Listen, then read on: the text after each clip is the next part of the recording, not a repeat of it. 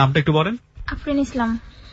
আফরিন ইসলাম, জি। বর্তমানে বয়স 19 বছরের আফরিন এই মুহূর্তে আমার সঙ্গে স্টুডিওতে। জন্ম জেলা কোথায়? গোপালগঞ্জ। গোপালগঞ্জেই থাকেন এখন নাকি আপনি ঢাকাতে? না, আমি এখন ঢাকাতে থাকি। ঢাকাতে থাকেন। 19 বছরের আফরিন, সে আজকে তার জীবনের গল্প বলতে এসছে এখানে। কি তার জীবনের গল্প, কি সে বলতে চায়, আমরা একটু মনোযোগ দিয়ে নিশ্চয়ই শুনবো। শুরু করেন, আপনি একেবারে ছোটবেলা থেকে শুরু করেন, যেখান থেকে মনে পড়ে। ছোটবেলা থেকে বলতে আমি বাবার খুবই আদরের ছিলাম। মা যখন বকা দিত তখন বাবা বলতো যে আর তো মাত্র কয়েকটা দিন, এই তো আসছে, রকেট আসছে, রকেটে করে উড়ে আমরা চলে যাব। মানে আমার আব্বু আমাকে বলতো সবসময় যে তোমাকে আমি ডাক্তার বানাবো, যতদূর আমার মনে পড়ে। তো আমিও মনে করতাম হ্যাঁ ডক্টর হবো, ডক্টর হতে হলে আমাকে বাইরে যেতে হবে। তো কিভাবে সেটা আমার বাবা বলতো যে রকেট আসছে, রকেটে করে আমরা যাব। চিন্তা ভাবনাটা মানে অনেক দিন পর্যন্ত আমার ভিতর ছিল। তারপর আমার ছোট ভাইটা হলো, তখন আমার চাচুরা আমাকে বলতো যে তোমার আদর শেষ, বাবার আদর আর পাবা না, তোমার ভাই হয়েছে। তো আব্বু আমাকে তখন বললো যে না, তোমার আদর তোমারই থাকবে। তো আমার মনে পড়ে যেদিন আমার ভাই জন্ম নেয়, বাবা আমার হাতে একটা 5 টাকার কয়েন দিয়েছিল, এটা তোমার ভাইকে দাও। তুমি খুব কান্নাকাটি করছিলাম যখন আমাকে টাকাটা দিয়ে বললো যে ওটা তুমি ওকে দাও। তো আমি ওকে দিয়ে দেন, আমি ওকে কোলে নিই। আমি কোলে নেওয়ার পর আমার আব্বু ওকে কোলে নেয়, বাট আমার চোখের পানি দেখে আমার আব্বু আমার আগে ওকে ধরে না। মানে চোখের পানির জন্যই যে তুমি করেই বলি, যেহেতু আমার চাইতে অনেক ছোট হবা, তোমার আদরটা অনেক কমে যাবে, যে কারণেই তুমি। আচ্ছা আচ্ছা, ওকে। সো তোমরা কয় ভাই বোন ছিলে? আমরা তখন পর্যন্ত 3 ভাই বোন ছিলাম, আর এখন 5 ভাই বোন, 2 বোন 3 ভাই। ওকে, মানে তুমি কি সবার বড়? জি না, আমার বড় ভাই, তারপর বোন, তারপর আমি। ছোটবেলায় আমার একটা মনে পড়ে, আমি মার কাছে শুনছি আমি নাকি যখন জন্ম নিই আমাদের 2টা বাড়ি, মানে একটা পুরোনো বাড়ি একটা নতুন বাড়ি। তো যখন আমি আমার মানে জন্ম নেইনি মায়ের পেটে, তখন নাকি আমাকে পেটে নিয়ে আমাদের নতুন বাড়িতে চলে আসে। তখন আসার পরে আমাদের ওই ঘর মানে কমপ্লিট হয় না, তো মাটিতে ঘুমায় শীতের দিন। তো তখন গ্রামে যে হারিকান গুলা থাকে, এই আলো হালকা টিপ টিপ করে জ্বলে, তো মাটিতে ঘুমিয়ে আছে। হঠাৎ আম্মুর ঘুম থেকে উঠে আমাকে মানে কাঁথাটা, তো আমার 2 থেকে 3 মাস তখন বয়স, তো চেঞ্জ করার জন্য উঠে দেখে যে মানে পুরো একটা কাল্পনিক মনে হয় এখনো আমার গার মধ্যে কেমন লাগে, যে আমার পাশে একটা সাপ, বিশাল বড় একটা সাপ, মানে এরকম ভিড় পাকায় শুয়ে আছে। তো আমি যদি তার দিকে ঘুরে নিঃশ্বাসটাও ছাড়ি, হয়তো তার গায়ে লাগলে সে নড়ে চড়ে উঠবে বা আমাকে কিছু করবে। কিন্তু আল্লাহর অশেষ রহমত, সে মানে আম্মু ওটা দেখে ফাল দিয়ে উঠছে। হারিকানের হালকা, তখন বিদ্যুৎ ছিল না আমাদের বাড়িতে, তো হারিকানের হালকা আলো, তো ওটা দেখে আম্মু ফাল দিয়ে উঠে আমার বাবাকে বলে যে আমার ভাইয়ের নাম ধরে ডাকে, জোর আব্বু উঠো। তো উঠার পরে আব্বু দেখে, আব্বু তখন তো কিছু করার ছিল না, মানে এই মুহূর্তে আমাকেও নিতে পারতেছে না, আর আমি এমন একটা অবস্থা আছে যে আমি ঘুরলেই মানে ওর লাগবে শরীরে। তো আব্বু উঠেই মানে আল্লাহকে ডাকতেছে যে দোহাই তোমার, আল্লাহর দোহাই দিচ্ছি, তুমি আমার কোনো ক্ষতি করো না, আমিও তোমার কোনো ক্ষতি করবো না। তো আস্তে আস্তে এরকম করে আল্লাহকে ডাকতে ডাকতে মানে ওকে বলে যে তোমাকে আমি দুধ কলা, এই ধরনের কিছু একটা বলে।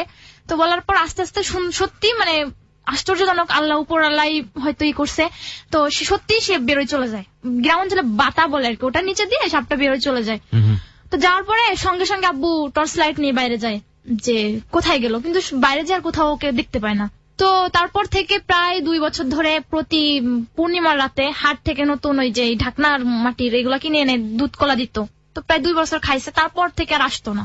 তো এরপরে আমাদের বাড়িতে অনেক সাপ আসছে, ঘরে অনেক সাপ উঠছে, অনেক মানে মুরগিতে ডিম পেড়ে তা দিচ্ছে, ওর মতো অবস্থায় অনেক সাপ ঘরে ঢুকছে, কিন্তু কখনো আমাদের কোনো ক্ষতি করিনি, একটা ডিমও খাইনি কখনো, কোনো মুরগি কোনো সমস্যা করেনি। তো যাই হোক, ওরকম একটা অ্যাক্সিডেন্ট ছিল আমার লাইফে, মানে সবচেয়ে স্মরণীয় ছোটবেলার।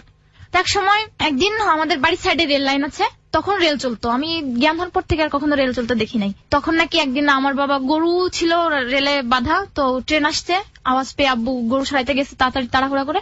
আমি আমার আম্মু কাজে ব্যস্ত ছিল, বোনও বাসায় ছিল না, তো আমি যে চলে গেছি এটা কারোর চোখে পড়েনি, কেউ খেয়াল করেনি। কিন্তু আমি আব্বু যে ছুটে গেছে, আমি আব্বুর পিছু পিছু গেছি, কিন্তু আব্বু এটা দেখেনি। তো এমন অবস্থায় মানে এমন একটা সিচুয়েশন হয়েছে যে ট্রেন চলে আসছে, এদিকে গরু এদিকে আমি, তো অমত অবস্থায় আল্লাহ রহস্য রহমতে গরুও বেঁচে যায়, আমিও বেঁচে যাই। মানে 2টা অ্যাক্সিডেন্ট পর পর আমার লাইফে ঘটছে, যেটা আমার যেখান থেকে ফিরে আসার কোনো সম্ভাবনা ছিল না, তারপর আমি বেঁচে ফিরছি আল্লাহর অশেষ রহমতে। এরকম করে আমি ক্লাস 8-এর জিএসসি পরীক্ষা দেওয়ার পর আমি আমার বোনের সাথে বোনের বাসায় বেড়াতে আসি। তারপর বোনের ওখানে যাই, যাওয়ার পর আমার হ্যাঁ আমার আপন বোন, হ্যাঁ ওর বিয়ে হয়ে যায়, ওর বাচ্চা থাকে ছোট, আমার পরীক্ষা শেষ, ঈদও শেষ হয়ে গেছে, তো আমি ওর সঙ্গে বেড়াতে যাই ওর বাসায়। যাওয়ার পর ওখানে থাকতে থাকি, তো যাওয়ার হয়তো 2-3 দিন পর থেকে একদিন ছাদে উঠি, ছাদে ওঠার পরে একটা মানে আমার ভাগ্নিকে নিয়ে আমি বসে আছি, তেমন অবস্থা একটা ছেলে উপরে আসে, ওর রুমে যে খালা রান্না করে দিত, ম্যাচে থাকতো ওরা, তো ওই খালার নাতিকে নিয়ে উপরে আসে, ছাদে আসে। তো আসার পরেই হাই হ্যালো কথা, তো ওরকম ভাবে সরাসরি কখনো কথা বলতাম না, মানে কি করে আর কি ঠ্যাস মেরে কথা হতো। তো এক সময় মানে আস্তে আস্তে কথা বলতে বলতে দেখা যাচ্ছে, না ছেলেটাকে আমি চিনতাম না, জাস্ট এক বাসায় থাকি, আপু থাকে নিচতলায়, ওরা থেকে 3 তলায় ভাড়া। হ্যাঁ ভাড়া। তো এটা নারায়ণগঞ্জে কাশপুরে। এক সময় আমার আস্তে আস্তে পরিচয় হয়, দেখা যাচ্ছে আমি অনেক সময় নিচে দাঁড়ায় থাকলে আমার ভাগ্নিকে নিয়ে, শীতের দিন ছিল, অনেক সময় রোদে ছাদে বা নিচে দাঁড়ায় থাকতাম গেটের সামনে, তো ওর উপর থেকে ওই খেয়েটা পানি চুকচুক করে বা ইট ঢিল টিল এগুলো ছুটতো, নিচে ছুটতো। তো এরকম করে মানে আস্তে আস্তে চোখাচোখি প্রেম, কিন্তু কেউ কাউকে সরাসরি কথাও বলি না। তো এরকম করতে করতে প্রায় 1 মাস কেটে যায়, যাওয়ার পর আমি চলে আসবো। আমার মানে চোখাচোখি বলতে আমারও খুব ভালো লাগতো, ওরও খুব ভালো লাগতো, কিন্তু মানে কেউ কাউকে বলতে পারিনি, ওই সাহস কখনো মানে ফেস টু ফেস কথাও বলিনি, জাস্ট হাসতাম, ও আমাকে ঠাসমের একটা কথা বলতো, আমার ভাগ্নিকে ধরতো, বলতো তোমার খালামুনি পচাই, সেই এরকম জাস্ট এটুকুই। কিন্তু কখনো এমনি বলতো যে কেমন আছেন, দেখা যাচ্ছে 2 দিন পর বা 1 দিন পর সামনাসামনি পড়ে গেছি, দেখা হতো, সবসময় কথা বলার সিচুয়েশন থাকতো না। তো এরকম করতে পর আমি এরকম করে প্রায় 1 মাস কেটে যায়, অনেকটা ক্লোজলি হই, কিন্তু ওরকম ভাবে বলা কোয়া না, কিন্তু পরিচিত। তো ও যখন দেখতাম যে সিঁড়ি দিয়ে নামতেছে, নিচে যাচ্ছে, আমি যতদূর পর্যন্ত ওকে দেখা যাইতো ছাদ থেকে চেয়ে থাকতাম অপলক দৃষ্টিতে। আবার আমি যদি কখনো গেটের সামনে থাকতাম, দেখতাম, ফলো করতাম, ও জানালা দিয়ে আমার দিকে তাকায় আছে। তো আমি আমার লাইফে এখনো পর্যন্ত মানে ওর মতো এত সুন্দর ছেলে মনে দেখিনি। আপনার কাছে সেটাই মনে হয়? আমার কাছে সেটাই মনে হয়। ওর নাম ছিল রুবেল, ওর বাড়ি হোম ডিস্ট্রিক্ট হচ্ছে রাজবাড়ি। পরে ও তখন ইন্টারমিডিয়েট পড়ে, আদমজি কলেজে পড়তো। তো তারপর ও যখন কলেজে যেত, আমি মানে দেখতাম ছাদে দাঁড়ায় দাঁড়ায় যে কত দূর পর্যন্ত যাচ্ছে, মানে ওকে যতদূর দেখা যাইতো। তো এরকম করে করতে করতে হঠাৎ করে আমি বাড়িতে চলে আসবো, আমার রেজাল্ট দিবে, তো আবার 9-এ নতুন করে ভর্তি হতে হবে, তো চলে আসবো। এমন অবস্থায় আমি যেদিন আসবো তার আগের দিন শুক্রবার ছিল, তো আমারও খুব ইচ্ছে করতেছে যে ওর একটা ছবি যদি আমি নিয়ে যেতে পারতাম, আর হয়তো লাইফে কখনো দেখা হবে কিনা জানি না, কিন্তু খুব মানে মিস করতাম। তো আমি কি করলাম, ওকে মানে আমি বলার সাহস পাচ্ছি না। তো পরে ওর একটা ফ্রেন্ড আসে, তার নাম শামীম, ও এসে আমাকে মানে আমি ওই ছাদের সিঁড়ির উপর দাঁড়ায় থাকি, তো ওর ফ্ল্যাটে দরজার সামনে দাঁড়ায় থাকে ওর ফ্রেন্ড। ওই দিন দুপুর আবার ওদের ওই কার যেন একটা বার্থডে থাকে, ওই বাসায় ওদের দাওয়াত থাকে। তো ওরা দাওয়াত খাবে 12টার দিকে শুক্রবার, সবাই নামাজ পড়বে, নামাজ পড়ে এসে দাওয়াতটা খাবে এরকম। তো ওরা নামাজ পড়তে যাবে, কিন্তু আমার জন্য নামাজ পড়তে যাচ্ছে না, মানে আমার সাথে কিভাবে একটু কথা বলবে। এদিকে আমি বলছি যে আমি কিন্তু কাল সকালে ভোরে চলে যাব। তো ওকে বলার পর ও করলো কি, ফ্রেন্ড আসছে শামীম, ওকে দিয়ে বলতেছে কি, শামীম আমি তোকে সরাসরি কিছু বলতে পারতেছি না, তুই ওকে নাম্বারটা দে। নাম্বারটা দিয়ে বললে তারপর হচ্ছে ও আমাকে একটা কার্ডে করে উল্টা সাইডে ও নাম্বারটা লিখে দেয়, ফোন নাম্বার। হ্যাঁ, ওর শামীমের ফোন নাম্বার। ওর কাছে তখনও নাকি কোনো ফোন ছিল না, আমি জানি না। ফোন নাম্বার মানে ওর ফ্রেন্ডের ফোন নাম্বার? হ্যাঁ, ওর ফ্রেন্ডের ফোন নাম্বার। ওর নাম কি ছিল? ওর নাম ছিল রুবেল। রুবেল, ওকে। তো আমি নাম্বারটা নিয়ে তো তখন আমার ঘরে মানে রাখার মতো আমার ওরকম ভাবে পার্সোনালি কিছু ছিল না, ভয়ে ছিলাম, ছোট ছিলাম, চিন্তা করছি যে আপুর সামনে যদি পড়ে যায়। একটা নাম্বার, এখন বুঝি সিম্পল একটা ফোন নাম্বার হতেই পারে, কিন্তু তখন আমার কাছে ফোন নাই, কেন আমার কাছে নাম্বার থাকবে, এটা একটা কোশ্চেন। এজন্য আমি ভয়ে নাম্বারটা কোথায় রাখবো, তো আমি কি করলাম, সালোয়ারের সঙ্গে মানে ভাজে রাখছি। কিন্তু ওটা দেখা যাচ্ছে এটা দুপুরের ঘটনা, তো রাত 8টার দিকে আমি বাথরুমে যাই। আর আমার একটা ইয়া ছিল, আমি জায়গা চেঞ্জ করলাম, আমার মানে শারীরিক দিক দিয়ে কিছু প্রবলেম দেখা দিত, যেমন আমার ফেস চেঞ্জ হয়ে যেত, তারপর টয়লেট বাথরুম এগুলো মানে খুব সমস্যা করতো, খাওয়া দাওয়া। তো আমি রাত্রে মানে দুপুর থেকে রাতের এর মধ্যে আমি আর কখনো মানে টয়লেটে যাইনি। তো যখন টয়লেটে যাই আমি মানে এমত অবস্থায় নাম্বারটা আমার বাথরুমের পর একদম ভিতরে চলে যায়, তখন মনে হচ্ছে আমার সারা দুনিয়া ধরে ঘুরাচ্ছে, মানে তোমার সারা দুনিয়া টয়লেটে চলে যাচ্ছে, এরকম চলে যাচ্ছে। মানে এত কষ্ট করে নাম্বারটা জোগাড় করার পর, এত কষ্ট করে নাম্বারটা জোগাড় করার পর মানে এটা এরকম হয়েছে, খুব খারাপ লাগতেছিল। তো আমি কি করবো মানে চিন্তা করতেছি, মাথা ধরে বাথরুমের মধ্যে বসে পড়ছি। তো রুমে গেছি, রুমে যে আমার কিছু ভালো লাগতেছে না, আমি রাতে খাইও নাই, আপুকে বললাম আমার ভালো লাগতেছে না, আমি খাবো না। কি করব, কারণ ভোরে তো আমরা চলে যাব। তো আমি এত আর কখনো কোনোভাবে নাম্বার নেওয়া পসিবল না। তো আমি কি করলাম, দরজাটা হালকা মানে খুলে টিভি দেখতেছিলাম খাটে বসে। তো ও আবার রাত্রে মানে আমি দেখি যে ও রাত প্রায় 11-11টার দিকে ও নিচে নামছে। ও নেশা করতো না, দুধ কিনতে গেছিল সম্ভবত, আচ্ছা ওরকমই বলছিল আমাকে। তো 11-11টার দিকে নিচে নামছে, তো আমি দেখতে পেয়ে আমি করছি কি, মানে রুমের মধ্যে চুল আছড়াইলে রাতে চুলটা ভেঙে নিচে পড়ে, তো খাবারের মধ্যে হয়। তো আমি করলাম চিরুনিটা নিয়ে গেটের সামনে গিয়ে দাঁড়াইলাম। তো আমার দুলা ভাই আর আপু কথা বলতেছে, তো তখন আপুরা সিঙ্গেল রুমে থাকতো, ফ্ল্যাট ছিল না। তো সিঙ্গেল রুম যেহেতু আমি ওদেরকে মানে ওদের মতো করে একটু কথা বলার ওদের সুযোগ দিছি, আমি বাইরে আসছি। তো আমি গেটটা লাগাই, আমি ওদের রুমের সামনে মানে সিঁড়ির সামনে ওদের রুমটা ছিল নিচতলায়। তো আমি ওইখানে দাঁড়ায় চুল আছড়াইতেছি। তো অনেক সময় পর প্রায় 10 থেকে 15 মিনিট আমি ওইখানে এইভাবে দাঁড়িয়ে আছি, আর মানে আল্লাহকে ডাকতেছি, আল্লাহ কেন আসছে না, তোকে বলি যে আমি নাম্বারটা হারিয়ে ফেলছি। তো ও আসে, অবশেষে আসার পর সিঁড়ি দিয়ে উঠে। তো আমি ওকে বলি একটু শুনবেন। তো ঠিক ও এরকম মানে একটা অভিনয় করার মতো এভাবে মুখটা সিঁড়ির রেলিং এ রেখে বলে কি হয়েছে বলো। তো আমি বললাম মানে কি বলবো, মানে খুব ভিতরে ভিতরে আমি নার্ভাস ফিল করতেছিলাম। তো আমি ওকে বললাম দেখেন আপনি যে ফোন নাম্বারটা আমাকে দিছিলেন দুপুরে, ওটা তো আমি হারিয়ে ফেলছি যে কোনো ভাবে, এখন কি করা যায়। কয় দেখো আমার কাছে তো আমার কোনো ফোন নাম্বার নেই। আচ্ছা ঠিক আছে, তাহলে আমার কাছে তো কলমও ছিল না ওই মুহূর্তে, মানে কাগজ কলম ছিল না, ওর কাছেও ছিল না। তা বললাম একটা উপায় আছে, কি বলো। তো বললাম খুব ভোরে ঘুম থেকে উঠবেন, আমি সিঁড়ির সামনে বা আমি গেটের বাইরে গিয়ে দাঁড়াবো, আপনি আপনার বেলকনিতে দাঁড়িয়ে কাগজের লিখে ওটা কোন একটা কিছু দিয়ে নিচে ফেলবেন, আমি ওটা টুকাই নিবো। তো যেমন কথা তেমন কাজ। সকালে উঠে আমি খুব ভোরে উঠছি, আপু মানে আপু আমার সঙ্গে বাড়িতে আসবে, আমি আপু আর আপুর মেয়ে 3 জন আসবো। তো খুব ভোরে উঠে আমি ঘুম থেকে উঠে আমি বাইরে দাঁড়িয়ে থাকি, মানে বারবার পাইচারি করতেছি। তো আপু বলতেছি তুই বারবার গেটের বাইরে কেন যাচ্ছিস। আমি বললাম না এমনি রোদে, শীত তো রোদে যাচ্ছি। ডিসেম্বর মাসের ঘটনা, 25 তারিখে ডিসেম্বরের। তো আপু বলতেছে, তো তারপর আমি ওরকম ঘোরাঘুরি করতেছি, একবার মানে ওটা ফেলতে গেছে, বাড়িওয়ালা আঙ্কেল আসছে, তো ফেলতে পারিনি। পরে অনেক কষ্ট করে মানে প্রায় অনেকটা সময় ব্যয় করার পর নাম্বারটা আমি অবশেষে পাই। তারপর 3টা নাম্বার লেখা থাকে ওইখানে ওর রুমমেটের। তো লেখা থাকলে, আর এই যে শামীম ভাই যে নাম্বারটা, ব্যাচেলর থাকতো, হ্যাঁ ব্যাচেলর থাকতো এখানে নারায়ণগঞ্জে। হ্যাঁ নারায়ণগঞ্জ। তখন ও কিসে পড়তো? তখন ও ইন্টারমিডিয়েট সেকেন্ড ইয়ারে পড়তো। তারপর হচ্ছে ও পরে আমাকে নাম্বার, ওর রুমমেটের নাম্বার দেয়। শামীম ভাইয়ের নাম্বারটা আমি একবার দেখছিলাম, তো একবার দেখে আমার কিছুটা মনে ছিল, কিন্তু 016 এর পর যে ডিজিটটা, এই ডিজিটটা আমি ভুলে গেছিলাম, বাট লাস্টের 6টা ডিজিট আমার মনে ছিল।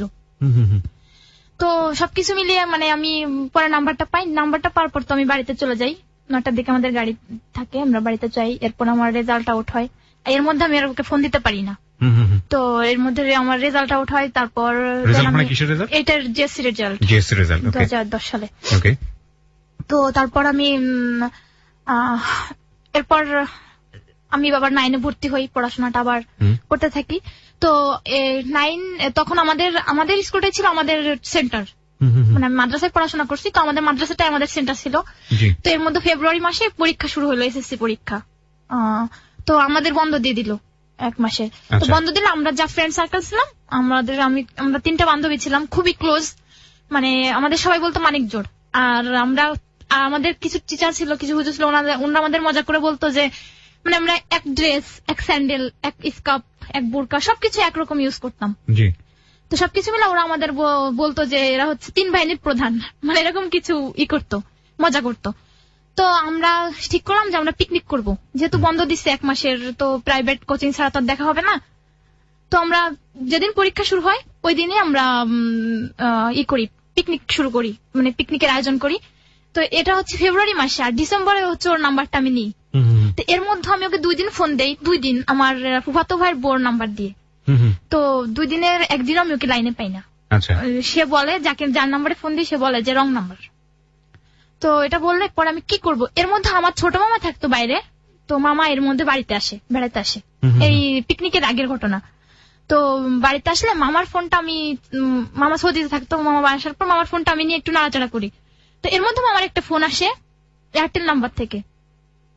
তো ওই যে শামীম ভাই আমাকে যে নাম্বারটা দিয়েছিল ওইটা ছিল এয়ারটেল নাম্বার। তো মামার নাম্বার থেকে এয়ারটেল নাম্বার দেখার পর আমি সঙ্গে সঙ্গে মানে 016, তখন তো আমি ফোন ইউজ করি না, মানে ফোনটা একটা আমার কাছে একটা দারুণ ব্যাপার ছিল, ধরতে পারা করা। তো আমি বলি মামা, মানে নাম্বারটা দেখে আমি 016 এর পর যে ডিজিটটা থাকে ওই ফোনে, ওই নাম্বারে ওই ডিজিটটা আমি মুখস্থ করি, আর লাস্টের 6টা ডিজিট। তো আমি কি করি, এরপরে পিকনিকের দিন আমি সুযোগ পেয়ে যাই। তো পিকনিকের দিন আমি আমার আরেকটা বান্ধবী থেকে শিমু, যে 3 জন আমরা, সুইটি শিমু। তো আমি শিমুর ফোন থেকে আমি ওর একটা ফোন থেকে, ওর ফোন থেকে আমি ওকে ফোন দিই। ফোন দেওয়ার পর এদিকে আমার ভাবির নাম্বার দিয়ে আমি আবার ওর আগের দিন ফোন দিয়েছি শামীমকে। তো শামীম বললো দেখেন চিনতে পারছি আপনাকে, তো যাই হোক এতদিন পরে আপনার দেখা, তো আপনি আজকে তো রুবেল আমার কাছে একটু ফোন দিল, ওকে আপনি পাইতেন, এখন তো নেই, তো আপনি পরে ফোন দিন। তো শামীম ওই দিনই, মানে যেদিন পিকনিক করলাম ওই দিন আমি আবার শামীমকে ফোন দিই, ফোন দেওয়ার পর আমি ফোন দেওয়ার আগে আবার ও স্বামী আমার ভাবির কাছে ফোন দেয়। তো এদিকে শিমুর নাম্বারে আমি ফোন দিছি, তো ফোন দিয়ে আমি ওই দিন রুবেলকে পাই। এদিকে আমার ভাবি আমার ওই বাড়িতে চলে আসছে, যে আমাকে বলতেছে যে তোকে তো রুবেল খুঁজতেছে, ফোন দিয়েছিল তুই যার জন্য এত মানে পাগল হয়ে গেছিস কথা বলার জন্য, কিন্তু সে তো তোকে এখন খুঁজে। আমি বললাম যে হ্যাঁ আমি আজকে কথা বলছি অলরেডি। ভাবিকে সকালে ফোন দেয়, কিন্তু ভাবি সঙ্গে সঙ্গে আসতে পারে না। এর মধ্যে আমি ইতিমধ্যে ফোন দিয়ে কথা বলছি, ওটা ভাবি জানে না। যাই হোক ওইদিন কথা বলি, এখন ভাবির ফোনে ফোন দেওয়ার পর ভাবি তো উল্টা পাল্টা বলছে। আমি যে ওকে লাভ করি এটা তো আমি তখন ওকে বলিনি, ও আমাকে বলেনি। তো ভাবি আমাকে বলে যে, ভাবি ওকে বলে যে ভাই আপনাকে তো আমি দেখিনি, কিন্তু জানি না আপনি ননদকে কি করছেন, আপনার জন্য তো খাওয়া দাওয়া একদম সব শিকায় উঠাইছে। তো তখন ও বলে কি ব্যাপার, আমার সাথে কথা বলার পরে ও বলে কি ব্যাপার তুমি নাকি খাওয়া দাওয়া করো না ঠিকঠাক মতো, এই সেই। তো বললাম কই না তো, এরকম কিছু না তো। কে বললো? ভাবি আমাকে বললো তুমি আমাকে লুকাও কেন। তো আমি বললাম না আসলে এরকম কিছু না, আমার একটু লজ্জা লাগতেছিল। তো বলার পর এইভাবে কথা হলো। পর ওই দিনের মতো শেষ। আমি মানে ওই দিন মনে হচ্ছে আমি অনেক কিছু পাইছি, আকাশের চাঁদ পাই গেছি, এত খুশি লাগতেছিল আমার ঈদের দিনের মতো। তো পরেও আমাকে এরপর কন্টিনিউ কথা হলো, মানে এই সপ্তাহে একদিন দুদিন, মানে এটাই ছিল কন্টিনিউ। সপ্তাহে একদিন বা মাসে 14 দিন 15 দিন পরে একদিন, এরকম করে বলতে বলতে একটা সময় প্রায় 4 থেকে 5 মাস। ও এর মধ্যে 2-3 মাসের মাথায় ও আমার আর একটা বোন থাকে, যে আমি নামটা বলতে চাচ্ছি না, তো ওর একটা বয়ফ্রেন্ড থাকে। তো ওই বয়ফ্রেন্ডের মাধ্যমে মানে ওই ভাইয়া, আমি ওকে একটু হেল্প করি, তো ও ওর বয়ফ্রেন্ড আবার আমাকে একটু হেল্প করে। আমি বলি ভাইয়া ও তোমাকে দেখতে আসতে চাচ্ছে, কিন্তু আমার তো আসলে ওর সাথে দেখা করার মতো। আর আমি ছিলাম এতটাই বাধ্য আর এত ভয়ে থাকতাম, আগে বললাম যে ভাইকে ভীষণ ভয় পাইতাম। তো কখনো বাড়ি থেকে মানে আমি আধা ঘন্টার টাইম আমার পড়াশোনা বা প্রাইভেটের আউট আমি কখনো মানে নষ্ট করতাম না। যদি কখনো 10 মিনিট লেট হতো তার জন্য আমাকে কৈফিয়ত দিতে হতো, কোথায় ছিল বা কি। আর এই সাহসটাও আমি কখনো দেখাই না। তো আমি বলি ভাই আমি তো আসলে ওরকম ভাবে দেখা করতে পারবো না, তো হয়তো আসলে আপনি আমার মাদ্রাসার পিছনে বা রাস্তায় কোথাও যাওয়ার পথে আসার পথে ও আমাকে একটু দেখতো, আমি একটু দেখতাম, অনেকদিন দেখি না। তো বলে ঠিক আছে আমার ফোন নাম্বার তো ভাইয়ের সাথে কন্টিনিউ কথা হলো। পরে সুযোগ বুঝে আমাকে না জানাই ও চলে আসে আমাদের এখানে, যায় ঢাকা থেকে। তো যার পরে ও আমি যার পর আমার সাথে ওর কথা হয় না, কারণ আমার সাথে ফোন ছিল না। তো আমার ওই বান্ধবী যে শিমু, ওর আবার ওই ভাই একটা মানে দুঃসম্পর্কে আত্মীয় হতো, তো ওর সাথে দেখা হয়। ওর সাথে দেখা হলো, ওকে বলে যে এরকম আমার কথা বলে যে ওকে তুমি খবরটা জানাই দিও, ও আসছে, রুবেল আসছে দেখা করতে। তো আমাকে এসে বলার পর আমি বলি কি বলিস, মানে আমি পুরো আশ্চর্য, আমাকে না জেনেও চলে আসতে। পরে ওই দিন আমরা প্ল্যান করি দেখা করব। তো আমার মাদ্রাসায় আসে, আমার কমন রুমে আমরা 3 জন বসে থাকি। তো আমাদের পিছনে একটা খাল থাকে, খালের ওপারেও দাঁড়ায় থাকে, ওইখান থেকে দেখি। দেখার পর আমাকে ফোনে বলে যে, আমার ওই শিমুর ফোন দিয়ে কথা হয়, তো আমাকে বলে যে তুমি রুবেল ভাই, যে ভাইয়ের বাসা আসছে ওর নাম রুবেল থাকে। তো রুবেল ভাই আমাকে বলে যে তুমি একটু আসো, আমি ব্যবস্থা করে দিব, অসুবিধা নেই। তো আমাদের গ্রামের মধ্যেই একটা রাস্তা ছিল, মানে আমাদের পাড়ায় না অন্য পাড়ায়। তো এখানে আমরা হাঁটার পথে একটু কথা হয়, আমাদের একসঙ্গে 2টা ছবি তোলে, জাস্ট এইটুকুই। কিন্তু ওরকম ভাবে মানে আমার মেকআপ পরা থাকে, জাস্ট মেকআপটা খুলে ওকে দেখাই। কিন্তু মানে এতদিন পর দেখা হলে যে কিছু একটা মানে কোনো একটা ফিলিংস বা কোনো কিছুই হয় না। তো তারপর ও একদিন থাকার পর আমাকে বলে যে তোমার সুন্দর একটা পিক দাও, আমি আমার মাকে দেখাবো। ওর কোনো বোন থাকে না, ওর 4টা ভাই থাকে শুধু। তো আমি ওকে অনেক লাভ করতাম, মানে ওকে না একদিন সপ্তাহে যদি একদিন কথা না বলতে পারতাম বা একটু ঝগড়া হলে আমি খেতে পারতাম না, আমার ঘুম আসতো না। হয়তো জানি না লাভ ছিল না আবেগ ছিল, বলতে পারবো না। পরে এরকম করে তারপর আমার মাকে আমি বিষয়টা বললাম। আর আমি ছোটবেলা থেকেই আমার মা ছিল আমার খুব ফ্রেন্ড, আমি মাকে সবকিছু শেয়ার করতাম। তো আমি মাকে বললাম, মা আমি না এরকম একটা ছেলে আমাকে খুব পছন্দ করে, আমি ওকে পছন্দ করি, তোমাদের অপছন্দ হবে না। তো মা বললো দেখো আসলে এখনের যুগটা যা এরকম তো হয়। তো মা বললো দেখো এরকম কিছু করো না, ঠিক আছে মানে কথা বলতেছো বলো, বাট এর থেকে বেশি কিছু না। মানে মা আমাকে ওরকম ভাবে, কারণ আমাকে যদি মা শাসনও করে তাও আমি লুকিয়ে করবো, তখন মাকে কিছু জানাবো না। তো মা আমার ফ্রেন্ডলি হওয়ার জন্য মা বললো যে, তো আমি মাকে বললাম যে আমি তো এরকম তো আমি একটু কাশি আনতে যাবো, কিভাবে মানে আমাদের ওইখানে একটু বাড়িতে ওই দিক বাজারে যাবো। তো কেন বললো, তো আমি বললাম মা আসলে ও আমাকে মানে মিথ্যা বললাম মাকে আমি, যে ও আমাকে একটা জিনিস পাঠাইছে, এটা আমি আনতে যাব। মাকে আমি বলিনি যে আসছে। মানে মা জানতো যে আপনি রুবেলকে এতটা লাভ করেন? না ওরকম ভাবে তো মাকে মানে এতটা বলিনি, বলতাম যে ও আমাকে পছন্দ করে, ছেলেটা খারাপ না, তুমি কি করবো? আমার বলছে ঠিক আছে, পছন্দ করলে তো আর কিছু হয়ে যায় না, দেখি মানে দেখো কি হয়। আর তখন তো আমি অনেক ছোট, আর ওরও তো আমাকে মানে ওই মুহূর্তে বিয়ে করে মানে অনেক টাইমের ব্যাপার ছিল। তো মানুষ ঠিক আছে, সমস্যা কি, পছন্দ করে সময় হোক, এখন তোর কিছু হচ্ছে না, মিনিমাম 4 থেকে 5-7 বছর লাগবে এখনো, তুমি ম্যাচে উঠো বাবু। তো এরকম বলার পর মা আমাকে তো আমি মার কাছ থেকে অনুমতি নিয়ে আমি আমার এক ফ্রেন্ডকে নিয়ে কাশিয়ানি মানে আমাদের ওই বাজারে যাই। যাওয়ার পরে আমি ওইখানে যাওয়ার পর ওর সাথে আমি স্টুডিওতে একটা ছবি তুলি। তো ওইখানে আমাকে জড়াই ধরে, ও জাস্ট এতটুকুই জড়িয়ে ধরে, ও আমার কপালে একটা কিস করে স্টুডিওর মধ্যে। হ্যাঁ, স্টুডিওতে। ওকে। তো তখন তুমি ক্লাস 9-এ পড়ো? হ্যাঁ, 9-এ পড়ি। ওকে। তো এরপর স্টুডিওতে ওর পর ছবি নেয়, আমার 2টা ছবি নিয়ে যায়। এরপর তারপর তো মানে এই ধরনের ছবি তুলছিলে তুমি স্টুডিওতে, তোমার কোনো ভয় লাগছিল না? না না, আসলে মানে জাস্ট ও আমার সুন্দরভাবে মানে ওর মাকে দেখানোর জন্য একটা পিক নিয়েছিল। ওকে। তো তারপর ই করে, যাই হোক, ওর মা ওই ছবিটা নেওয়ার পর ও চলে যায়। চলে যাওয়ার পর আমি বাড়িতে চলে আসি। তারপর থেকে ওর সাথে আমার মনে হয় 2 মাস এরপর কথা হয়। তারপর হঠাৎ করে ওর ফোন বন্ধ। তো আমি আর কখনো ওকে কোনো নাম্বারে পাই না। শামীম ভাইয়ের ওই নাম্বারে ফোন দেই, তাও পাই না। তো ওর সব নাম্বার বন্ধ হয়ে যায়। এরপর থেকে কখনোই আমি ওর সাথে যোগাযোগ করতে পারি না। তারপর আমি যখন ক্লাস 10-এ উঠি, তো তখন এর মধ্য দিয়ে ছুইটি, যে আমার বান্ধবীটা, ওকে একটা ছেলে পছন্দ করতো, খুব লাভ করতো। তো ও আমরা যখন প্রাইভেটে যেতাম মানে কুয়াশা, কিছু অন্ধকারে দেখা যেত না। তো এমত অবস্থায় মানে আমরা এখান থেকে 2 হাত সামনে কিছু দেখা যাচ্ছে না, কিন্তু ওকে যে ছেলেটা লাভ করে, ও ওই কুয়াশার মধ্যে অত ভোরে, মানে ভোর 5:30 থেকে 6টা, শীতের দিন 6টা মানে অনেক ভোর। তো ওই সময় ও রাস্তায় দাঁড়ায় থাকতো একবার দেখার জন্য শুধু। তো আমরা আসতাম, তো এরকম করতে করতে ওর সঙ্গে ছিল মানে নয়ন নামে একটা ছেলে। তো ও মানে পিয়ন ছিল আর কি, ওর সঙ্গে আসতো। আর আমি ছিলাম সুইটির খুব ক্লোজ ফ্রেন্ড, আমার বেস্ট ফ্রেন্ড ছিলাম। তো আমরা একসঙ্গে যেখানে যাইতাম ই করতাম, তো আমাদের পিছু নিত। তো হঠাৎ করে এরকম করতে করতে, আর আমাকে ওরকম ভাবে কেউ চিনতো না, সুইটিকে সবাই চিনতো এক নামে। ও আমার থেকে অনেক বেশি মেধাবী স্টুডেন্ট ছিল, তো সব এজন্য ওর ইয়াটা ছিল বেশি, তো ওকে সবাই চিনতো। ওর সাথে মেশা ইসে আমাকেও আস্তে আস্তে করে সবাই চিনলো। তো এমনিতে আমি খুব শান্তশিষ্ট ছিলাম। তো ওরকম চিনতে চিনতে এখন একদিন ওই নয়ন মানে সাদ্দামকে, যেটা পরে শুনছি আর কি, যে সাদ্দামকে জিজ্ঞেস করছে ওই মেয়েটা কি। তো আমাকে শুধু চোখই দেখতো, আমার ফেসটা কখনো দেখতে পারিনি তখনও। তো আমাকে বলতেছে চোখ দেখে ওর খুব ভালো লাগে। তো বলতেছে ওই মেয়েটা কি। তো তখন এটা নয়ন সাদ্দামকে জিজ্ঞেস করছে, মানে যে সাদ্দাম ওকে ওর সাথে আসতো, মানে পিয়ন হিসাবে আসতো আর কি, ওকে হেল্প করতে, মানে সাদ্দামের হয়ে ওকালতি করতো যে ও আপনাকে ম্যাম, আপনাকে ও এভাবে বলতো, ম্যাম বলতো, আম্মা জান বলতো অনেক সময়, যে আম্মা জান আপনাকে না আমার বাবা মানে আব্বা জান বলতো, মজা করে আর কি, যে খুব পছন্দ করে। তো এগুলো বলার পর তো ওই হঠাৎ করে মানে আমাকে একদিন চোখে পড়ে যে ওই মেয়েটা কি, প্রতিদিন দেখি ওর সাথে থাকে, তো মেয়েটা কে। তো বললো যে আমার ভাইয়ের নাম ধরে বললো যে ও তো ওর বোন। তো বললো ওর বোন এত বড় হয়ে গেছে আর ওর বোন এরকম। তো মানে হ্যাঁ, নয়ন বলতেছে। তো বললো যে ওর সাথে তো প্রেম করতে হয়। তো আমাকে একদিন অফার করে, আমি মানে রাজি হই না। অফার করে কিভাবে? ডেকে সরাসরি অফার করে বলতে ও আমাকে, হ্যাঁ সরাসরি, মানে আমরা আসতেছি, তো বললো যে তোমাকে আমার খুব ভালো লাগে, আমি তোমাকে লাভ করি। তখন তো আপনি রুবেলকে পছন্দ করেন? হ্যাঁ, তখন আমি রুবেলকে পছন্দ করি, বাট রুবেলের সাথে আমার কোনো যোগাযোগ নেই। কতদিনের গ্যাপ পড়ে গেছে? গ্যাপ পড়ে গেছে প্রায় কত 6 মাস। যোগাযোগটা ছিল না কি কারণে?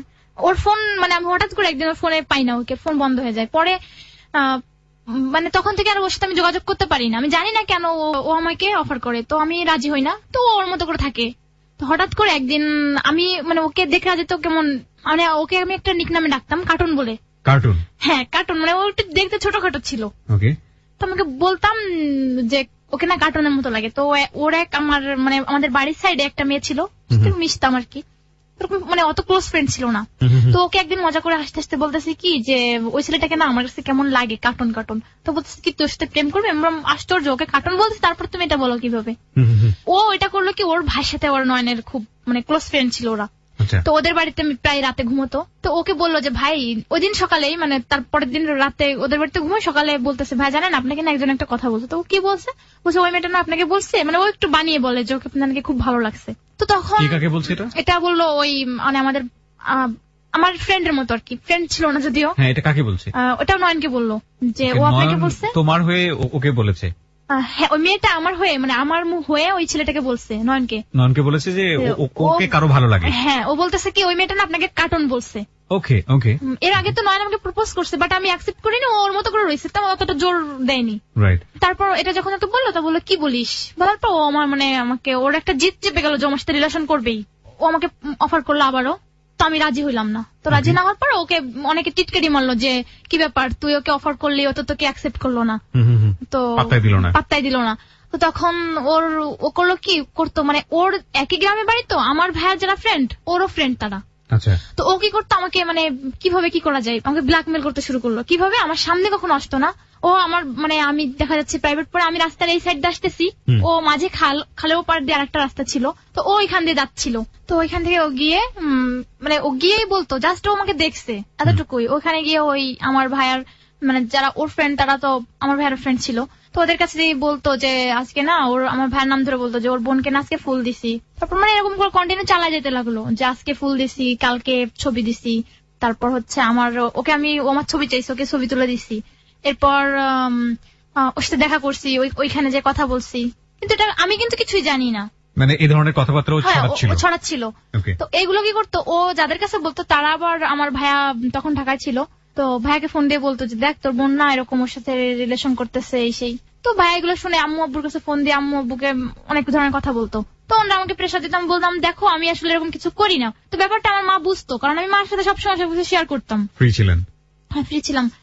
তো এভাবে বলতে লাগলো, হঠাৎ ভাইয়া বাড়িতে চলে আসলো, আসার পর এরকম ও মানে কন্টিনিউ চালা যাচ্ছে ওর মতো করে। তো আমি একদিন আমার এক্সাম ছিল, আমি এক্সাম শেষ করে বাসায় এসে ভাত খেতে বসছি, তো এই মুহূর্তে আমার ভাইয়া বাইরে থেকে এসে মানে আমাকে কিছু না বলেই পা থেকে স্যান্ডেল খুলে আমাকে মার শুরু করে। মানে ওকে কে বলে যে আমাকে নাকি আমি নাকি ওর সাথে মিট করছি, কোন রাস্তার মাথায় দাঁড়িয়ে কথা বলছি। তো মা জিজ্ঞেস দৌড়ায় আসে, এসে বলে কি ব্যাপার, কি হয়েছে। তো বলে তখন বলে যে আসলে ও তো তুমি তো কোনো খোঁজ খবর রাখো না তোমরা, ও তো এরকম ওর সাথে রিলেশন করে এসে। তো আমার প্রচন্ড জিদ চেপে গেল, মানে এরকম করে কয়েকবারই আমাকে মারলো। তো ওই মার খাওয়ার পর আমি এটা চিন্তা করলাম যে আসলে আমার সাথে কোনো রিলেশন করি না, তাহলে যেহেতু আমাকে এরকম করতেছে, আর আমি তখনও বুঝতেও পারতাম না যে আসলে এই ব্যাপারগুলো ও ছড়াচ্ছিল। আমার মনে হতো যে হয়তো কেউ শত্রুতা করে এরকম করতেছে। তো আমি কি করলাম, আমি বললাম যে না, রিলেশন যেহেতু করি না, তারপরে আমার এভাবে মানে টর্চার করতেছে, তো আমি ওর সাথে অ্যাফেয়ার করবো। সবাই বললো যে না করে যেহেতু মার খাস তাহলে করে দেখ কি হয়। তো একটা সময় কি করলো, আমি ওকে বললাম আচ্ছা ঠিক আছে। তো ঠিক আছে কিভাবে কথা বললো, আমার তো ফোন ছিল না, তো আম্মুর ফোন দিয়ে ওরকম ভাবে আমি বলতাম যে আমার আম্মুর ফোন নেই। তো এক সময় আসলে এক এলাকায় বাড়ি, ও জানতো যে আম্মুর ফোন ছিল, তোমাকে বলতো যে ফোন দাও, না হলে আমার সাথে দেখা করতে হবে রাতে এসে, তো বাড়ির পিছনে আসবা, রাতে দেখা করবো। তো আমার পক্ষে সেটা পসিবল ছিল না, তো আমি বললাম ঠিক আছে। ও মাঝে মধ্যে আমার ফোন দিয়ে মিস কল দিয়ে কথা বলতাম। তো ও আমাকে এর মধ্যে কিছুদিন যাওয়ার পর আমাকে একটা ফোন কিনে দেয় নর্মাল, তো ওই ফোন দিয়ে মাঝে মধ্যে আমার সাথে কথা বলতাম। তো এরকম করতে করতে আমার এক্সাম চলে আসলো, এক্সামের মধ্যে খুব মানে আমি আসলে আমি তো মানে ওই জিতটা যেমন চাপছে যে আমি মার মানে যেহেতু রিলেশন না করেই মার খাচ্ছি, সেহেতু রিলেশনটা করি। তো যখন আমি ওকে হ্যাঁ বলি আচ্ছা ঠিক আছে ওকে, তো তখন তো ওর সাথে আমাকে ওকে কিছু বুঝাতে হবে যে হ্যাঁ সত্যি আমি ওর সাথে রিলেশন করতে চাচ্ছি। সে কারণে ফোন নাম্বারটা দিলে? সে কারণে আমি প্রথমত বলছি যে আমি তো নিজের তো কোনো পার্সোনাল ফোন নেই। তো আমাকে কেউ বললো যে আচ্ছা তোমার মার তো ফোন আছে, তোমাকে মাঝে মধ্যে মিস কল দিও। তো যখন আমি মিস কল দিতাম মানে না পারা অবস্থাতে গিয়ে এই নাম্বার ওকে মিস কল দেয়া আমার, তা না হলে ওর সাথে রাতে মিট করতে হবে আমাকে। তুমি ওকে জাস্ট ইয়েস বললে এই কারণে যে তুমি যেহেতু ওর কারণে মার খাচ্ছ সুতরাং তুমি ইয়েস বলে দিয়েছো। আমি ঠিক মানে বুঝলাম না, এটা কি রাগের বশবর্তী হয়ে এরকম করা নাকি তোমার ভিতরে? না, আমি চিন্তা করলাম যেহেতু আমি ওকে মানে রাজি হয়নি রিলেশনটা করতে, সেহেতু ও আমাকে এভাবে ব্ল্যাকমেল করতেছে, করে যাচ্ছে কন্টিনিউয়াসলি। আচ্ছা, বিভিন্ন ভাবে বিভিন্ন কথা ছড়াচ্ছে। হ্যাঁ, কি করবো, এদিকে আমার ফ্যামিলি থেকেও একটা প্রেসার দিচ্ছে আমাকে, এর মধ্যে আবার আমাকে আমার এক কাজিন অফার করে, তাকেও আমি না করে দিই। তো তাকে বলে দেখ তুই তো ওর সাথে রিলেশন করতে পারলি না, তো আমি দেখ তোর চাচাতো বোনের সাথে সম্পর্ক করতেছি। তো একটা সময়ের পর আমি আসলে মন থেকে কখনোই ওকে অ্যাকসেপ্ট করতে পারি নাই, খুব ঝগড়া করতো আমার সাথে। আমার তো এর মধ্যে এসএসসি পরীক্ষা সামনে, এক্সামের প্রিপারেশন নিতে হবে। তো আমি ওকে বললাম যে দেখো এখন কথা বলা কমিয়ে দিতে হবে, এখন কথা বলা যাবে না, আর আমার ফোনটাও রাখা ঠিক হবে না, কারণ ফোন থাকলে গান দেখবো, এটা করবো সেটা করবো, মানে একটা কিছুর মধ্যে ঢুকে থাকবো, গেম খেলবো, তো এগুলো থেকে ফোনটা তুমি নিয়ে নাও। তো বললো যে না, কথা না বললে আমি থাকতে পারবো না। তো ঠিক আছে। তো আমার মানে এক্সামটা খুবই খারাপ হলো, প্রতিদিন আমার সাথে ঝগড়া করতো, আর তো যার কারণে আমার এক্সামটা খুব খারাপ হলো। তখন ও ইন্টারমিডিয়েট পড়ে, তো আমি বললাম দেখলাম ভেবে চিনতে, আর আমার ফ্রেন্ডরা বললো যে আসলে এটা হওয়ার না। তো আমার দুলাভাই আমাকে খুবই করতো, নিজের মানে একদম দুলাভাইকে খুব করতাম, সম্মান করতাম, উনিও নিজের ছোট বোনের মতো করতো। দুলাভাই বলছে তুমি যদি রেজাল্ট ভালো করতে পারো তাহলে তোমাকে ঢাকায় ভর্তি করে আমি তোমার পড়াশোনার খরচ প্রয়োজনে চালাবো। তো ঠিক আছে, আমি যার জন্য রেডি। তো ওই যে মেয়েটা আমাকে মানে ফার্স্টে ওকে বলছিল যে ওকে ভালো লাগে, তো ও কি করলো, ওই ব্যাপারগুলো সবসময় ওই যে মানে ওর পাশে যে মেয়েটা ছিল একটা মেয়ে, সাদ্দামের গার্লফ্রেন্ড, না সাদ্দামের গার্লফ্রেন্ড না, ও তোমার বেস্ট ফ্রেন্ড ছিল, মানে আরেকটা মেয়ে ছিল যে ওকে বলছিল যে, ওই মেয়েটার নাম ছিল সোনালী। সোনালী তোমার বয়ফ্রেন্ডকে গিয়ে বলেছিল যে তুমি ওকে কিছু একটা বলেছো, নেগেটিভ কথাবার্তা বলেছিল, সোনালীর কথা বলছো? ওকে, হ্যাঁ। তো সোনালী ও গিয়ে বললো যে এরকম ক্লিয়ার না, হয়তো ওই বলছে যে ও ঢাকায় চলে যাচ্ছে, তো কি করবেন। আর এদিকে ওর সাথে আমার টোটালি যোগাযোগ বন্ধ হয়ে যায়। আমার ছোট ভাই তো জানতো আমি ফোন ইউজ করি, তো আমরা যেদিন ঢাকায় আসবো আমি আমার আপুর সঙ্গে টিকিট কাটা কনফার্ম। তো তার আগের দিন রাতে আমার ছোট ভাই ও ফোনে গেম খেলতো, ওকে গেম খেলতে না দিলে ও তো বলে দিবে আম্মুকে যে আমি ফোন ইউজ করি। তো গেম খেলতে, হ্যাঁ আমার ছোট ভাই। তো আমার প্রচন্ড মাথা ব্যথা করতেছে, আমি ঘুমিয়ে আছি। তো ও কি করছে, ও আমার সিমটা ক্লোজ করা ছিল, ফোনেই ছিল ক্লোজ করা ছিল। তো সিমটা খুলে ও আমার ছোট ভাই ও ওই নাম্বারটা ডায়ালেই থাকে একদম ফার্স্টে। ও করে কি, হ্যালো হাউ আর ইউ ভাইয়া, কেমন আছেন, এতটুকু SMS লিখে ওই নাম্বারটা সেন্ড করে। তারপর নন সঙ্গে সঙ্গে ফোন ব্যাক করছে। যে নাম্বারটা ফোন দিছে আমি আবার ওকে বলছি এই নাম্বারটা হচ্ছে আমার না, আমার কাজিনের। তো কাজিনকে নাম্বারটা দিয়ে দিছি, যেহেতু তুমি ওই নাম্বারে ফোন দিলে আমার প্রবলেম হবে, জেনে যাবে, তো তুমি ফোন দিও না। তো ফোন দিত না। তো যখনই ও SMS করছে তখনই ওর সঙ্গে সঙ্গে ফোন দিছে। ফোন দিলে এমন অবস্থা আমার বাড়িতে দাঁড়ায় আছে, কিন্তু আমি জানি না। বাড়ির পিছনে কিছু মানে গাছ লাগানো কিছু ফাঁকা জায়গা ছিল ওইখানে। তো আমাকে SMS পেয়ে ফোন সঙ্গে সঙ্গে ব্যাক করে। ফোন দেওয়ার পর আমার ছোট ভাই, আমি খুব বকাবকি করি ওকে, তুই কি এটা কি করলি, আমি তো সকালে ঢাকায় যাবো, এখন মানে ফোনও ধরা সম্ভব না আমার পক্ষে, আমি কথা বলতে চাচ্ছি না ওর সাথে। ফোন না ধরলে তো সে ফোন ব্যাক করতে থাকবে, হ্যাঁ ব্যাক করতে থাকবে। তো আমি খুব বকাবকি দিই। ও আবার কি করে, ও আবার পাকনামি করে মুখে একটা গামছা টাওয়াল নিয়ে ও বলে যে ভাইয়া আমি মানে আমার কাজিনের নাম ধরে বলে যে আমি তাকে, আমার তো ভুল হয়ে গেছে, রং নাম্বারে চলে গেছে, এটা বলে সঙ্গে সঙ্গে ফোনটা কেটে দেয়। তো ও তো পুরাটা বুঝতে পারে। আমি বললাম তুই ভুল তো একটা করছিস, নেক্সট আরেকটা ভুল করলি। তো ওকে বকাবকি করে আর কি করবে, যে ওকে বেশি বকাও যাবে না, কারণ ও মাকে বলে দিবে, বাবাকে বলে দিবে। পরে আমি ফোনটা ধরার পর বলছে তুমি এক্ষুনি ঘরের বাইরে আসবা, তা না হলে কিন্তু আমি তোমার বাড়িতে চলে আসবো। আমি কিন্তু তোমার বাড়িতে আছি, তুমি ঘরের বাইরে আসুন, তোর সাথে কথা বলবো। তো আমি বললাম না, তোমার সাথে কোনো কথা নেই, শেষ। তো পরে ওরকম আমি ফোন বন্ধ করে দিই। বন্ধ করে দেওয়ার পর আমাকে, আমি ফোন কিছুক্ষণ পর আবার মানে ও আমার ঘরের পেছনে আসছে, ও নড়তেছে মানে আকার ইঙ্গিত আমি বুঝতে পারতেছি যে ও আমার বাড়িতে আছে। তো আমি কি করবো, আমার খুব ভয় করতেছিল। তো এমত অবস্থা, আমাদের গ্রামের বাড়ি তো বাইরে ছিল বাথরুম, অ্যাটাচ ছিল না। তো আমি বাথরুমে যাই, বাথরুমে গেলে ও আমাকে, আমি বাথরুমে গিয়ে ফোনটা ওপেন করে কথা বলি, কারণ ঘরের ভিতর একটা ঘরেই আমরা, আমার বোন ছিল, মা ছিল, কথা বলাটা পসিবল ছিল না। তো আমি বাইরে যাওয়ার পর কথা বলে ও বলতেছে দেখো তুমি যদি এখন ওর সাথে কথা না বলো বা তুমি যদি না করো তাহলে আমি কোনোভাবেই ওর সাথে কথা বলতে চাচ্ছিলাম না। তো আর ও আমার সাথে খুবই খারাপ ব্যবহার করছে, খুব বকা দিছে, যেন আমি কোনোভাবে মানে কোনো অবস্থাতে কথা বলতে চাচ্ছি না। তো আমাকে বললো যে তুমি যদি না বেরোয় আসো তাহলে আমি কিন্তু গলায় ফাঁস দিব রশি দিয়ে। তো আমি কি করলাম, ওর একটা ফ্রেন্ডের নাম ছিল সাদ্দাম, ওকে ফোন দিলাম, দিয়ে বললাম যে ভাইয়া আপনি একটু ওকে বুঝান, আপনি একটু দেখেন, ও অমুক জায়গায় আছে, আমাকে বললো গাছের ভিতর, তো আপনারা একটু ওকে বুঝা শুনে নিয়ে যান। আসলে তো এরকম পাগলামি করতেছে, আর আমার তো কথা বলে এখন সম্ভব না, আমার মা আছে, বোন আছে।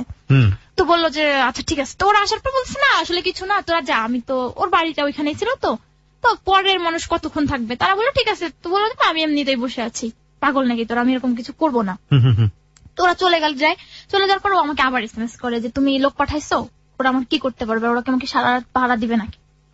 তো আমি বললাম তোমার যাইছে তুমি তাই করো, আমার ভালো লাগতেছে না, আমি আর পারতেছি না।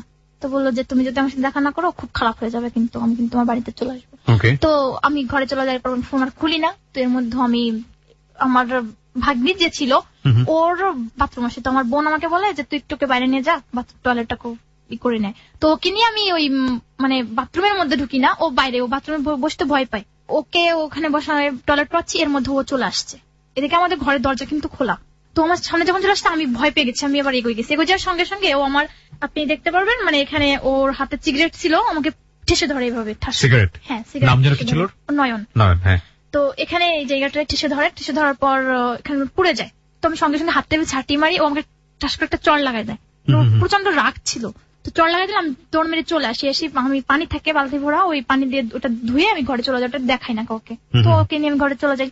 তারপর থেকে আমি ফোন মানে টোটালি আর খুলি না। তো আমার তো ঘুম আসতেছে না, কারণ ও পাগলামি করতেছে, আমি একটা টেনশনের মধ্যে দিয়ে যাচ্ছি।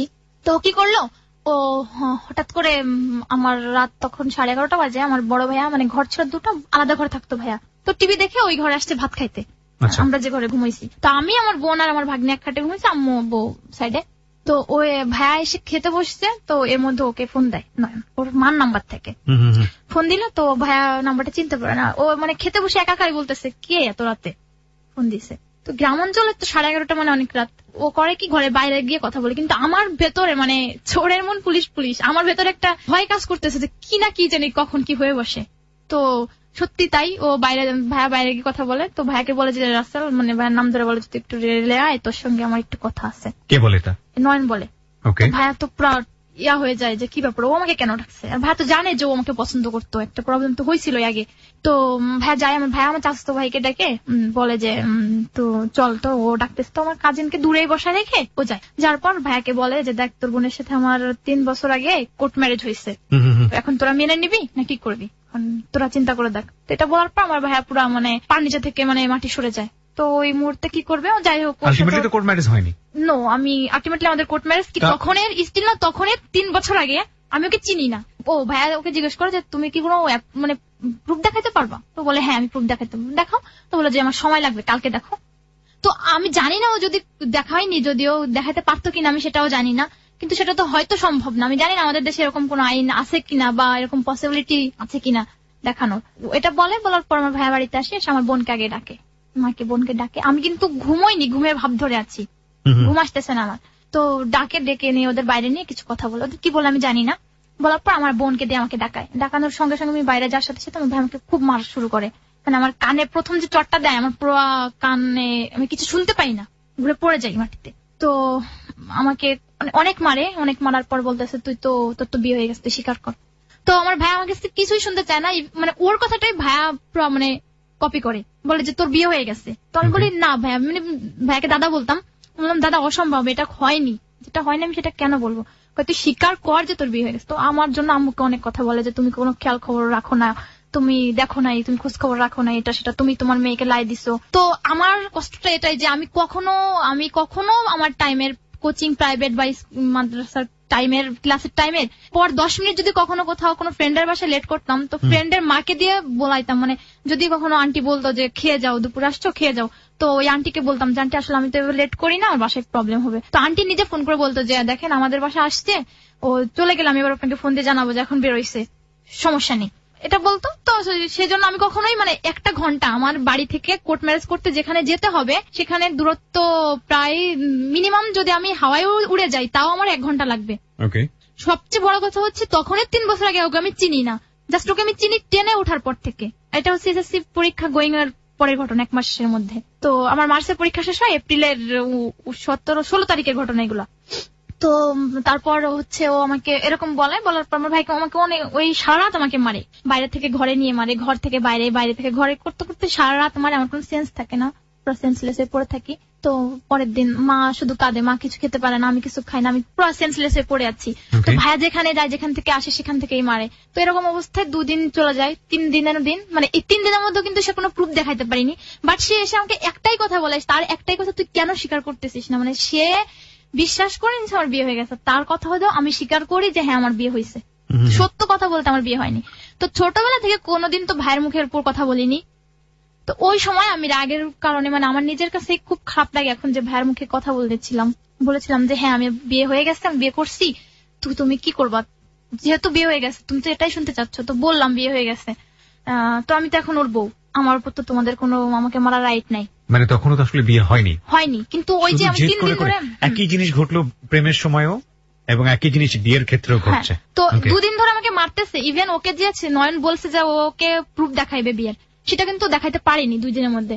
আমি জিজ্ঞাসা করলাম যে ঠিক আছে তোমরা, ও তো প্রুফ দেখাতে চাইছে, তো প্রুফ দেখাও। তো ভাইয়া তখন বলে যে প্রুফ তো দেখাবেই, বিয়ে হয়েছে প্রুফ দেখাবে না, প্রুফ তো দেখাবেই, তুই স্বীকার কর যে বিয়ে হয়ে গেছে। তো আমার ভাইয়া কোনোভাবেই মানে বিশ্বাস করতে চাচ্ছিল না যে আসলে বিয়ে হয়নি।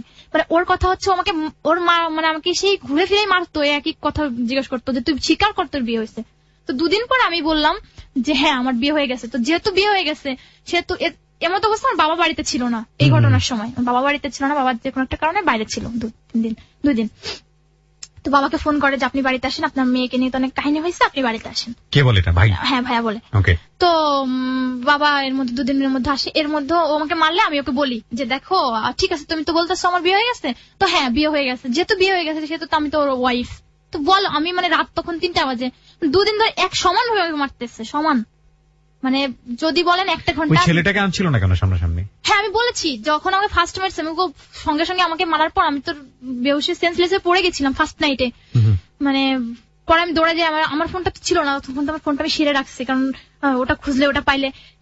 এর মধ্যে বলছে তোকে তো ফোন কিনে দিছে, তোর ফোনটা দে। তো আমি বলছি না, ফোনটা আসলে আমি পুরাই ফেলছি, মানে ওই মুহূর্তে আমি ফোনটা দিতে চাচ্ছিলাম না। তো আমি বলছি ফোনটা পুড়িয়ে ফেলছি। তো বলছে মিথ্যা কথা। তো বললাম দেখো আমার হাতের চিগারেটা পুরাটা দেখে ফেলে, বলে এটা কিভাবে হয়েছে।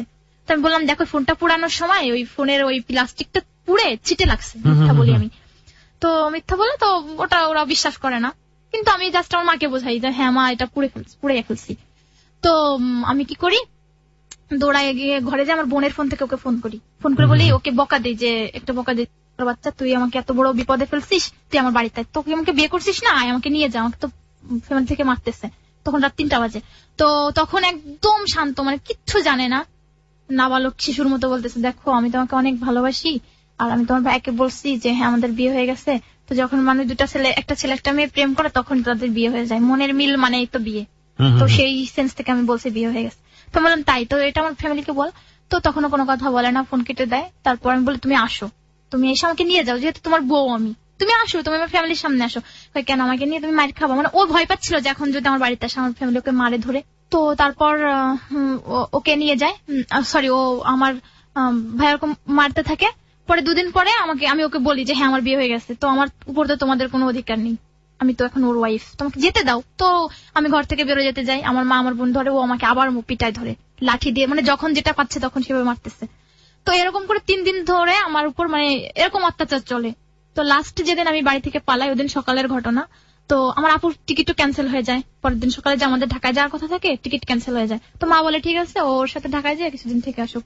তো আমার ভাইয়া বরাবরই, মানে আমার ভাইয়ের কিছু প্রবলেম ছিল, ও বললো যে না আমি যেতে, ওকে কোথাও যেতে হবে না, ও থাকবে বাড়িতেই থাকবে। তো আর ভাইয়ার কথাটা মানে কেউ যে প্রতিবাদ করবে এরকম লোক, মানে আমার বাবা মার প্রতি আমার এই অভিযোগটা যে তারা বেঁচে থাকতে তারা না কেন আমার ভাই সবকিছু এরকম করলো। তো লাস্ট 3 দিনের দিন আমি সকালবেলায় আমি আমার ভাইকে, আমার মা বলে যে চল, তো আমার মামা অসুস্থ থাকে, তো বোন তারপরের দিন ঢাকায় চলে যাবে, যেহেতু আমাকে যেতে দিবে না তো বোন আর কতদিন থাকবে। তো আমার বোন আমার মা বাড়ি থেকে ফোন আসে, তো বোন আমাকে দেখতে যাবে, আমার আপু চলে যাবে ঢাকায়। তো বললো যে তার মাকে দেখে যাই, মামা যেহেতু অসুস্থ। তো মা বললো ঠিক আছে ভালো হবে, তো চল আমরা সবাই যাই। তো শুধু আমার বড় ভাই আমার ছোট ভাইকে বাড়িতে রেখে আমরা সবাই যাবো, ছোট জন স্কুল আছে আর বড় জনকে বাড়িতে রেখে বাবা সহ আমরা যাবো নানু বাড়িতে। তো আমার মা বলে যে তুই এক কাজ করতো, আমার মা শুধু আমাকে দূরে কাঁদতো, মা বিশ্বাস করতো যে আমি আসলে এরকম কিছু করিনি বা করবো না। আমি সবসময় মাকে বলতাম যে আমি তোমাদের অবদ্ধ হবো না, তোমরা আমাকে যা বলবা যেটা বলবো সেটাই মেনে নিব। তো আমি আমার মা বলে যে তোকে রেখে আসবো, তুই মামা বাড়িতে কিছুদিন থাকলে তোর ভালো লাগবে এখানে। তো আমার ভাইয়া সেটা শুনে বলে যে না নিয়ে যাচ্ছ যাও, একা রেখে যেও না, আমি তো ছেলে মানুষ ঘুমিয়ে থাকবো বা বাইরে যাবো, তোকে একা রেখে যাওয়ার দরকার নাই, যেহেতু যাচ্ছ নিয়ে যাও, কিন্তু তোকে রেখে আসতে পারবা না, সঙ্গে করে আবার নিয়ে আসবা। তো আমি বলি যে না আমি থাকবো, আমি মাকে বলি যে আমি কিছুদিন থাকি, মানে আমারও খুব খারাপ, আমি তো কিছু বলতে পারতেছি না, খাইতে পারতেছি, আমি উঠে যে বাথরুমে যাবো এরকম শক্তি আমার শরীরে ছিল না, এত মানে আমাকে মারা হয়। তো আমার মা বলে যে দেখ বাবা ঠিক আছে তোর ভাই যেহেতু বলছে তুই আবার আসিস আমার সাথে, তুই 4-5 দিন পর আবার যাস, আমি আবার তোকে গিয়ে রেখে আসবো। তো ঠিক আছে। তো যাই হোক যে কোনো একটা কারণে এত কিছু হলো, কিন্তু আমার ছোট ভাই SMS টা না পাঠালে এত কিছু হতো না। তো ওই দিন সকালে ও এর মধ্যে আবার ওর সাথে আমার ওই ছোট ভাইয়ের সাথে একটা কি নিয়ে জানি একটু মানে কথা কাটাকাটি হয়। ও তো ছোট থাকে, ও কখনোই আমাকে মানে ভয় পেত না, খুব বাজে বিহেভ করতো ছোট হয়েও।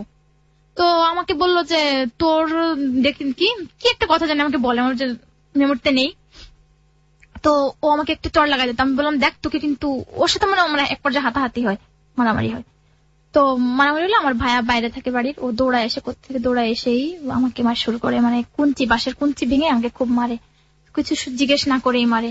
তো আমার ছোট ভাই আমার গায়ে হাত দেয়, সেটাও জিজ্ঞেসও মানে করে না যে এটা আসলে কি, ও সেটা না জেনেই আমাকে মার শুরু করে। তো আমার আব্বু আসে, এই মতো অবস্থা আমার বাবা বাড়িতে আসছে। তো আব্বু তো আসে, আব্বু এসে জিজ্ঞেস করে, আব্বু সবকিছু দেখে। তো আমি কাঁদতেছি, আমার বোন ঠাকায় মারটা। পরে আমি কাঁদতেছি, আমার ভাইয়া আমাকে মারে, আর ওদের দুজনকে, আমার ছোট দুইটা ভাই তো, একটা অনেক ছোট ছিল আর একটা মেজোটা মানে বুঝে আর কি, ক্লাস 3 তে পড়ে তখন, 4 এ। তো ও আমাকে বলে, ওদেরকে বলে, দেখ আজকে থেকে ওর খাওয়া দাওয়া সব বন্ধ, আর হচ্ছে আমি তো এমনিতেও খেতে পারি না, 3 দিন তো কিছু খাই না, তো মানে জাস্ট এই পানি যতটুকু না খেলেই নয়, তো কোন রকম বেঁচে আছি। তো আমাকে বলতেছে যে মানে আমি না খেলে তো মা খায় না, এই জন্য মাকে ভোলানোর জন্য। তো ভাইয়া আমার ছোট 2 ভাইকে বলে যে দেখ ওর সাথে আজকে থেকে কুত্তার মতো ব্যবহার করবি, বাবার সামনে এই কথাটা বলে যে ওর সাথে আজকে থেকে কুত্তার মতো ব্যবহার করবি, ও কুকুর, ওর সাথে তোরা উঠতে বসতে ওকে ই করবি, ইনসার্ট করবি, মানে কুকুরের মতো আচরণ করবি আর কি, কোনো সমস্যা নেই। ওকে প্রিয় শ্রোতা, আমরা এই জায়গাটিতে ছোট্ট একটা বিরতি নিতে চাই। আপনারা সবাই শুনছেন ক্লোজ আপ প্রেজেন্স হ্যালো 8920। আজকে এখানে আফরিনের জীবনের গল্প এখানে প্রচার করা হচ্ছে। তাকে দেখার জন্য আপনারা চলে আসতে পারেন আমাদের ফেসবুক পেজে, ওর একটা ছোট্ট ভিডিও দেয়া আছে, ওকে দেখে বুঝতে পারবেন আসলে কতটা সুইট একটা মেয়ে এবং ওর সাথে কি পরিমাণ ইনজাস্টিস হয়েছে ফ্যামিলি থেকে। আমাদের সমাজে মেয়েদের প্রতি এইরকম ইনজাস্টিস শুধু আফরিন না, আফরিনের মতো হর হামেশাই হয়ে থাকে। আমরা আমাদের পরিবারের সদস্যদের কেন জানি এইসব বিষয়ে বিলিভ করতে চাই না, এবং এর রেজাল্ট যে ভালো দাঁড়ায় না সেটার উদাহরণ হবে আজকের এই জীবনের গল্প। ফিরে আসবো ঠিক রাত 1টায়। Close Up presents Hello 8920. Close Up. The closer, the better. Hello 8920. Close Up. The closer, the better. সময় রাত 1টা। প্রিয় শ্রোতা, আপনারা সবাই শুনছেন আফরিনের জীবনের গল্প ক্লোজ আপ প্রেজেন্স হ্যালো 8920 কথা না বাড়িয়ে তার কাছে আমি আবারও ফিরছি। হ্যাঁ, যেখানে ছিলাম আফরিন, বলো তারপর। পরে আমাকে বলে যে ওর সাথে মানে আমার বড় ভাইয়া ওদের বলে যে ওর সাথে কুকুরের মতো আচরণ করবা।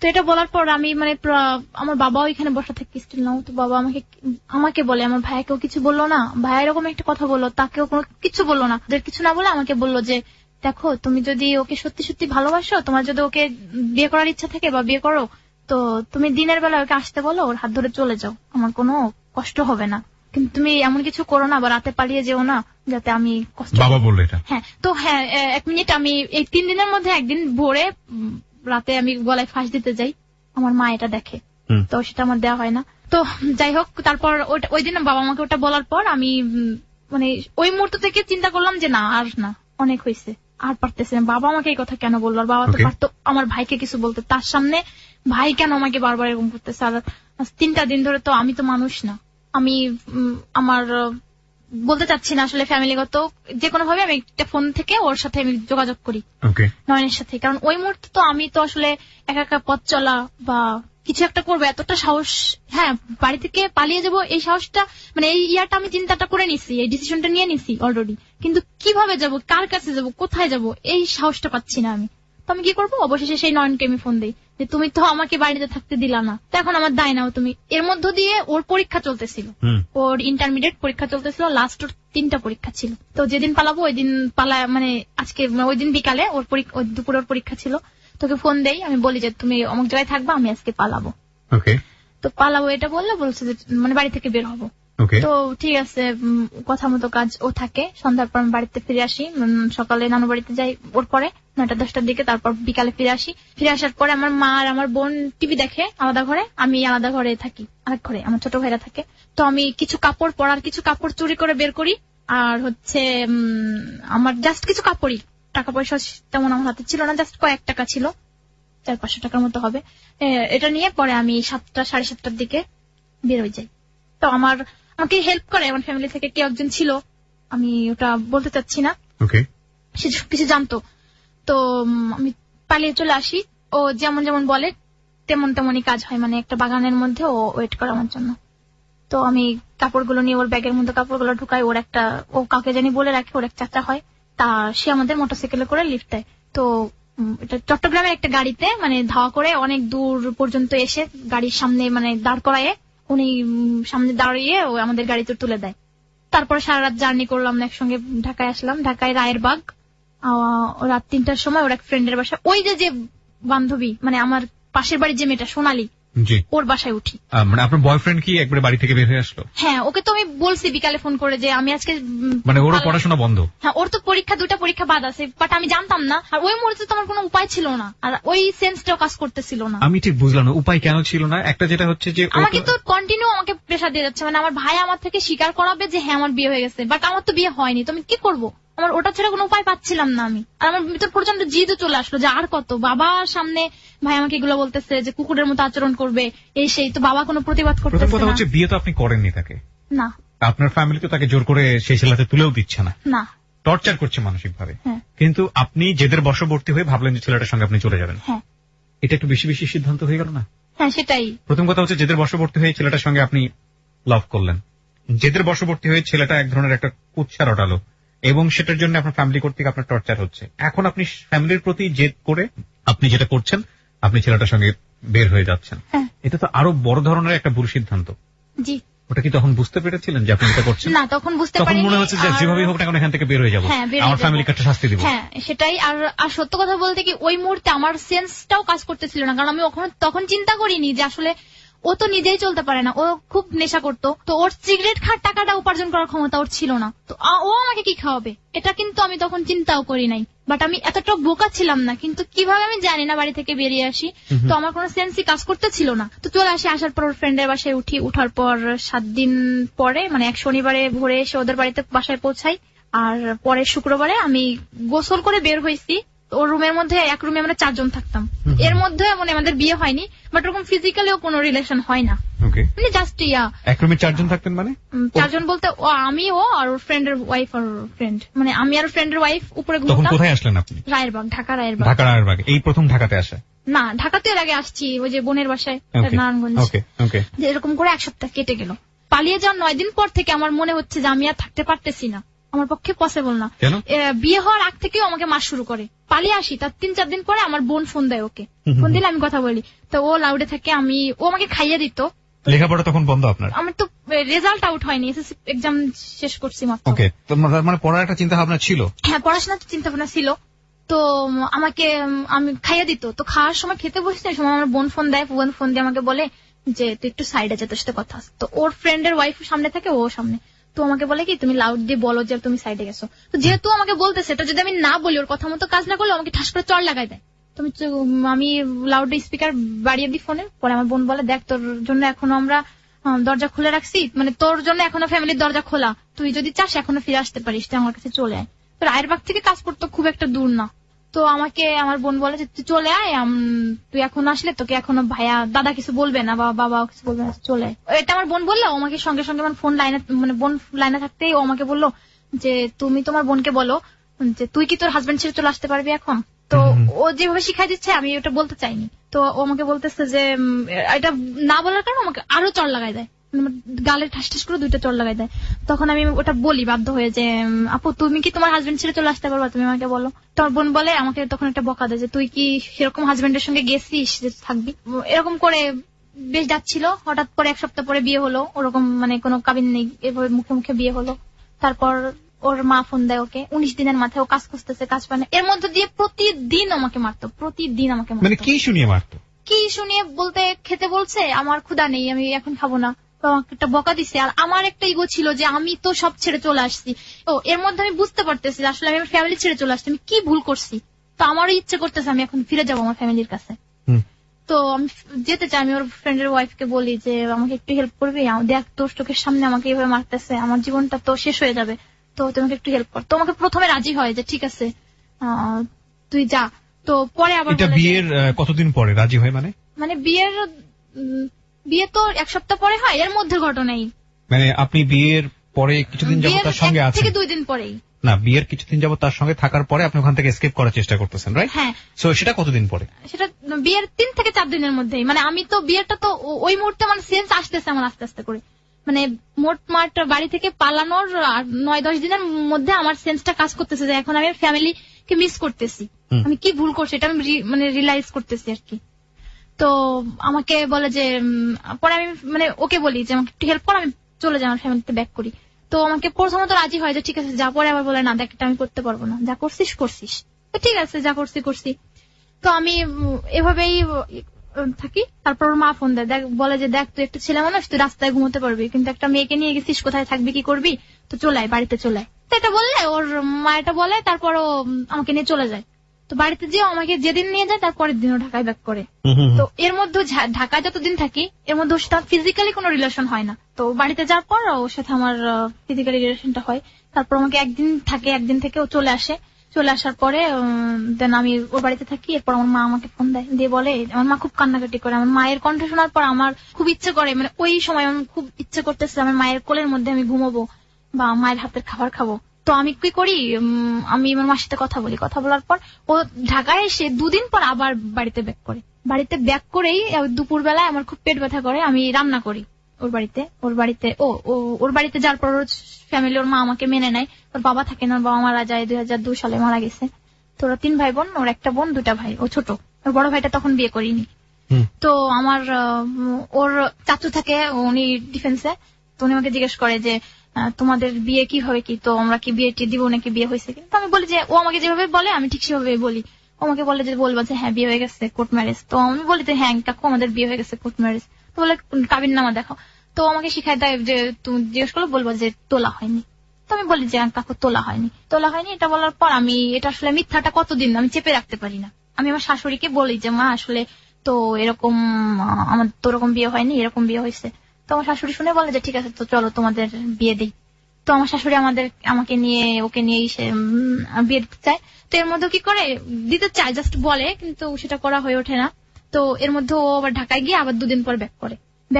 ওদিন দুপুরে আমি খুব মানে রান্না করে খুব কষ্ট হয়ে যায়। আমি শরীর সংসারে মানে টোটালি কাজ করে আমি ইভেন ওর মা আমার সাথে, ওর ফ্যামিলিটা খুব ভালো ছিল, সবাই আমার সাথে খুব ভালো ব্যবহার করতো। তো ওরা আমার খুব অসুস্থ লাগে, তো আমি শুয়ে থাকি। তো আমাকে বলতেছে কি দুপুর বেলায় যে চলো গোসল করে আসি। তো আমি বললাম যে আচ্ছা ঠিক আছে, পুকুরে গোসল করবো। তো ও যে কোনো একটা কারণে আমার খুব পেট ব্যথা করে, তোমাকে বলতেছে তো উঠে খেয়ে নাও। তুমি বললাম আমি একটু পরে খাই, তুমি খেয়ে নাও। তো বলে যে না তুমি এখনই ওঠো। এটা বললে উঠার সঙ্গে সঙ্গে আমার মা ফোন দেয়। তো ফোন দিলে আমার মা আমাকে, মানে আমি মার সাথে কথা বলি না, ফোনটা কেটে দিই। তোমাকে বলে কেন কথা বললে না। তো আমি জানি আমার মা কথা বললেই ও তোমাকে বলতে দিবে না যে আমার পাশে আছে, আর মা আমাকে কিছু একটা বললে আমাকে মারবে। তো আমি মার সাথে কথা বলতে চাচ্ছি না, কিন্তু ওর এটা সহ্য হচ্ছে না।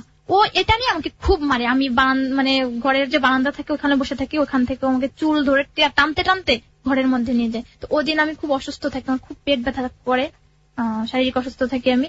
তো ও মতো অবস্থা আমাকে খুব মানে মেরে ঘরে নিয়ে যায় চুল ধরে টানতে টানতে। তো এত মারার পরে আবার যখন মানে সঙ্গে সঙ্গেও আমাকে ভাত খাওয়াবে, ইভেন আমাকে ভাত খেতে হবে, যদি আমি ওই সময় ওর হাতে ভাত না খাই তাহলে আমাকে আরো মারবে। মানে ভালোবেসে কোনো কিছুই আমি ওর সাথে করতেছি না, সবসময় ও আমার থেকে জোর করে কিছু আদায় করতেছে। তো ওই দিন আমি ডিসিশন নিই যে আমি আজকে আবার ফ্যামিলিতে ব্যাক করবো, চলে যাব। তো আমি ঘুমিয়ে থাকি, ঘুম থেকে উঠে দেখি 7:30 পৌনে 8টা বাজে। তো উঠেই আমি দেখি আমার ননদ পড়তেছে আমার পাশে, আমার রুমেই। আমার ননদ টেবিলে পড়তেছে, শাশুড়ি আমার পাশে শুয়েছিল। তো আমি ওটা বাথরুমে যাই। বাথরুমে যাওয়ার নাম করে আমি জাস্ট 2-3টা কাপড় আর আমার হ্যান্ডব্যাগটা, পার্সটা নিয়ে আমি ওই সময় দরজাটা খুলে বেরোই, চলে যাই, কেউ দেখে না। আবার না, এই ফার্স্ট টাইম চলে গেলাম, মানে আমার ফ্যামিলিতে ব্যাক করলাম আর কি। বৃষ্টি হয়, বৃষ্টির মধ্যে আমি চলে আসি। তো এর মধ্যে ও বাড়িতে আসে, ও এসে দেখে আমি নাই, কোথাও খুঁজে পাই না। তো বুঝতে পারে আমি আমার ফ্যামিলিতে চলে আসি। তো আমার আব্বু কি করে, আমাকে ওইখানে ওই মুহূর্তে রাখে না, যে তুমি এখানে থাকার দরকার নাই। আর আমার ভাইও খুব ঝামেলা করবে। ইতিমধ্যে 1 মাস পার হয়ে গেছে বাড়ি থেকে, আমার নিজের বাড়ি থেকে যে ফার্স্ট টাইম যখন পালাইছি। তো 1 মাস হয়ে গেছে। তো বাবা মানে বিভিন্ন কথা চিন্তা করে যে আমাকে বাড়িতে রাখবে না। তোমার বোনকে ফোন করো, বোন বলে যে এত রাতে তো এখন কিভাবে কি আসবে। তো এক কাজ করেন, ওকে আপাতত নানু বাড়িতে রেখে আসেন, তারপর কালকে আমি গিয়ে নিয়ে আসবো। তো আমি নানু বাড়িতে আমাকে রেখে আসি, আমি নানু বাড়িতে থাকি। আমার পরে নানু বাড়ি থেকে আমার বোন আমাকে নিয়ে যায় ঢাকায়। তো ঢাকায় যাওয়ার পর আমার বোনের বাসায় থাকতে থাকি। তো এরকম করে প্রায় 3 সপ্তাহ চলে যায়। তারপরে আমার মানে ওকে আমি আবার মনে করতে শুরু করি, মিস করতে শুরু করি। তো ও আমাকে আবার মানে ফকির দ্বারা কিছু একটা করে, যার জন্য আমি মানে অনেক ওর সাথে কথা বলার জন্য খুব হয়ে যায়। এটা কি বোনের বাসায় থাকা অবস্থায়? হ্যাঁ, বোনের বাসায় থাকা অবস্থায়। তো আমি যে কোনোভাবে ওর সাথে যোগাযোগ করি, যোগাযোগ করার পর আমাকে বলে তুমি চলে আসো। তো বলে তারপর 4-5 দিনের এরকম ওর সাথে ফোনে কথা হয়, তারপর আমি আবার ওর কাছে দেখে চলে যাই। তো বিভিন্ন কিছু চিন্তা করে আমি যে যা চলে যাবো, যা হয় হবে ওর সাথে। তো ও কিন্তু আমাকে মানে খুব মারতো, করতো, ওইগুলো এখন তখন আর আমার ভিতর কাজ করতেছে না। তোমাকে বলে কি আমি চিটাগাং আছি, তুমি যদি আসো তাহলে আমি আসলেও বাড়িতে ছিল, কিন্তু আমাকে মিথ্যা বলছে আমি চিটাগাং আছি, তুমি আসলে আমি কাজ করে আসবো। তো আসে, কাজ করে এসে আমাকে নিয়ে যায়। নিয়ে যাওয়ার পরে ও আমাকে ওর সেই ফ্রেন্ডের বাসায় নিয়ে যায় আবার আমাকে। নিয়ে গেলে যার বাসায় ফার্স্ট টাইম এসে আমরা উঠছিলাম। তো ওখানে নিয়ে যাওয়ার পর ওখানে নিয়ে আমাকে খুব মারে। আবারও মারে? ওই দিন, হ্যাঁ, যে পালাইছিলাম কেন বাড়িতে, মানে ওকে ছেড়ে কেন চলে গেছি। মানে তুমি পালিয়েছিলে কেন, এই জন্য মারে? হ্যাঁ, খুব মারে। তুমি যে সেকেন্ড টাইম তোমার বোনের বাসা থেকে গেলে, এটাও তো ফ্যামিলি কাউকে না জানিয়ে? হ্যাঁ, কাউকে না জানিয়ে হঠাৎ করে চলে যাই। তো তুমি তোমার ফ্যামিলিকে বলোনি যে বিয়েটা কিভাবে হয়েছে? হ্যাঁ, বলেছি। তো তারা তারপরও তো একটা ডিভোর্স দিতে হবে, যদি ও কখনো আমাকে মানে লাইফে ঝামেলা করে। তো এই জন্য তারাও মানে আমি বোনের বাসায় থাকা অবস্থা তারা ডিভোর্সের একটা ব্যবস্থা করতেছিল লোকজন ধরে ধরে। তো এর মধ্যে দিয়ে আবার আমি চলে যাই, আমার ফ্যামিলিকে না বলে আবার আমি চলে যাই। তো ফার্স্ট টাইম ফ্যামিলি আমাকে একটা সুযোগ দিচ্ছে, সেকেন্ড টাইম তো আর কোনো সুযোগ হয় না। তো আমার ভাইয়া তো সেটা শুনতে পারে যে আমি আসছি, তো আমি বাড়িতে থাকি না, জন্য কিছু বলতে পারিনি। তখন আমার ভাই আমার বাবাকে বলে যে আপনি আপনার মেয়েকে এবার তেজ্যপুত্র করে দেন, ও আর কখনোই জায়গা পাবে না ফ্যামিলিতে। ও প্রথম তো গেছেই, তখনই মুখে মানে ও বলছিল যে এটা করে দিব। তো সেকেন্ড টাইম বাবাকে খুব প্রেশার দেয়। তো বাবা কাগজে কলমে করে না, বলে যে ওকে আমি আর কখনো চোখের সামনে দেখতে চাই না। বাবাই কথা বলে? হ্যাঁ। পর আমাকে ওর ফ্রেন্ড ওই আগের ফ্রেন্ডের বাসায় নিয়ে যায়, ওখানে গিয়ে আবারও মারধর শুরু করে।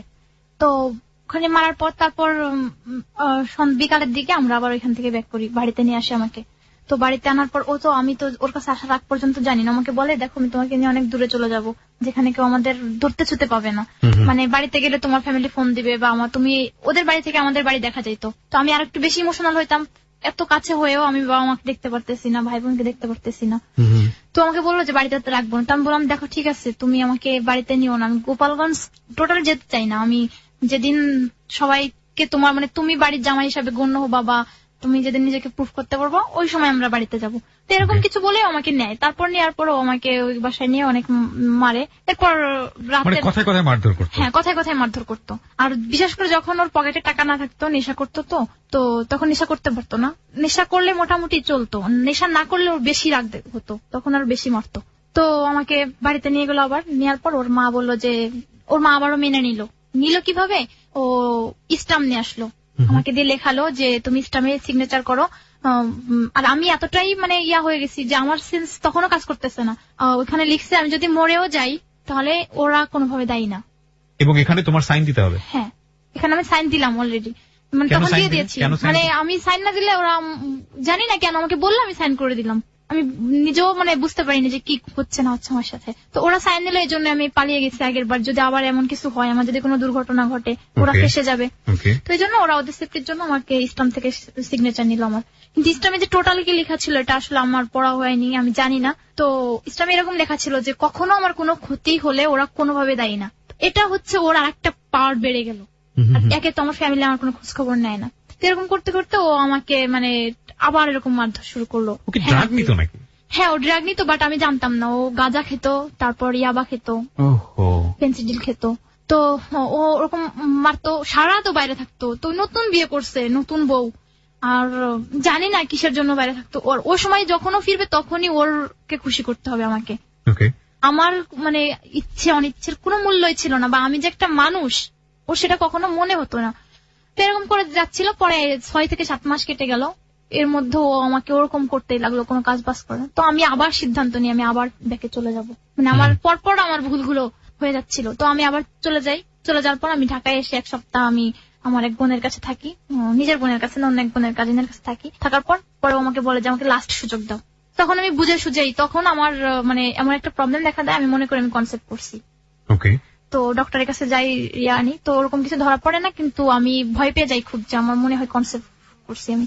তো এটা থেকে আমার মানে আমি খুব আসলে আমার মানে অতটা বুঝে উঠতে পারি না। কিছু বোঝার আগে আমি আমার মাকে বলি, মা আমি আসলে ওকে ছেড়ে থাকতে পারবো না। আমি ওখান থেকে আমার মার সাথে যোগাযোগ করি যে মা আমি চলে আসছি, তো আমি বাড়িতে যাবো না, আমি আমার মতো করে থাকি, দেখি আমি কি করতে পারি। তো এটা বল ঠিক আছে, আমার মাও জানতো কাজিনের কাছে আসি। তো এরকম করে 1 সপ্তাহ, টোটাল 1 সপ্তাহ পার হইতে পারে না, আবার আমি ওর কাছে বেঁকে যাই। তো ও তখনও ও আমাকে নিয়ে আর বাড়িতে যায় না, তখন ও আমাকে নিয়ে ডাইরেক্ট গাজীপুরে যায়। গাজীপুরে ওর এক ফ্রেন্ডের বাসায় ওঠে, সম্পর্কে বিয়ে হয়। তো তার বাসায় একই রুমের মধ্যে আমি ও ইভেন ওর 2টা ফ্রেন্ড থাকে একই রুমের মধ্যে।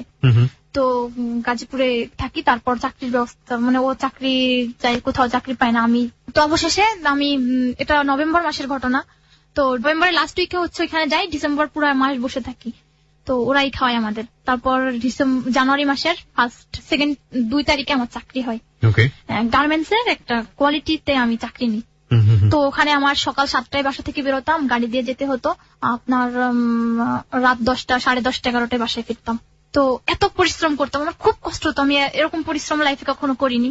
তো আমার খুব কষ্ট হতো, আমি না খেয়ে মানে দুপুরে সকালে ম্যাচি খাইতাম, আমাকে দুপুরের খাবার দিত ওই পাতা বাঁধাকপি আছে ওটা ভাজি করে, সকালে ওটা ডাল থাকতো খাবার।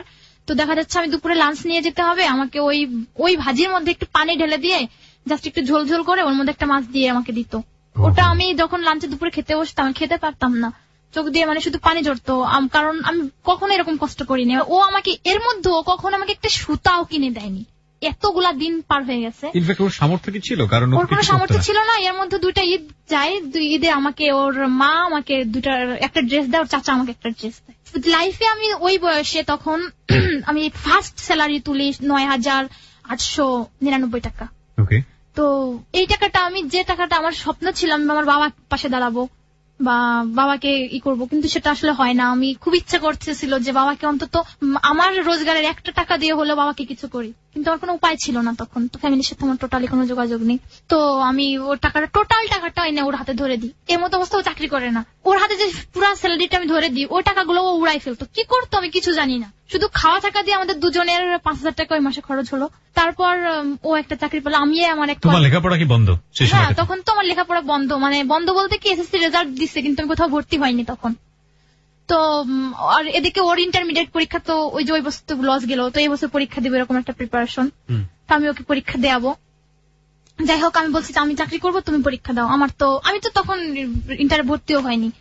তো ওই ইয়ার ফাইনাল পরীক্ষা দিল, সবকিছু শেষ করলো। তারপর ওরকম চাকরি আমি আমার এক কলিগকে বলে ওকে একটা চাকরির ব্যবস্থা করে দিলাম, গার্মেন্টস এর মধ্যেই একটা চাকরির ব্যবস্থা করে দিলাম। বাঁচতে তো হবে খেয়ে, তার কোয়ালিফিকেশন তো অত ভালো না যে ভালো কোনো চাকরি পাবো।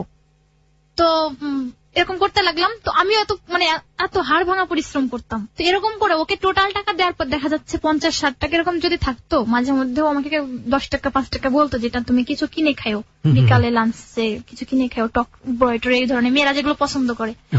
তো আমি এগুলা কিনতাম, খাইতাম না, মানে 5 টাকা 10 টাকা করে জমায় আমি একটা কিছু কিনতাম।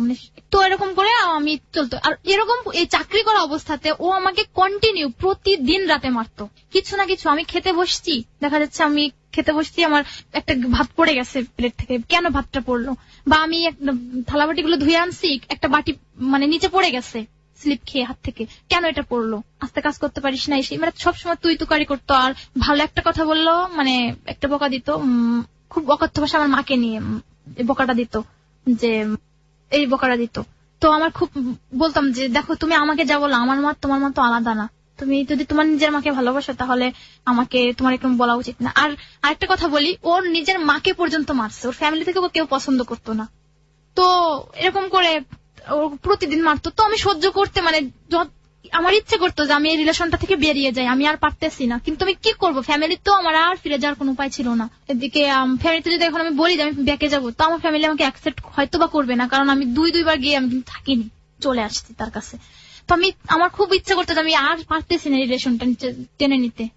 মানে তখন ও আমার সামনে নেশা করতো, ইভেন যখন আমি ওর বাড়িতে থাকতাম ও আমার ব্যাগের মধ্যে গাঁজা সেরে রেখে খাইতো, ঘরে বসে আমার ব্যাগে গাঁজা রাখতো। ওর মা একদিন বিছানার নিচে পাইছে, আমি তো চিনতাম না, ওর মা পেয়ে ওর মা এটা বুঝতে পারছে, ওর মা ওকে বলছে না এটা কি, তো ওর মাকে বলে এটা কিছু না, এটা পাতা, শুকনো গাঁজা কাগজে মোড়ানো ছিল। তোর মা ওকে কি বলে আমি বুঝতে পারি আকার ইঙ্গিতে, ওর মা আমার সামনে কিছু বলে না।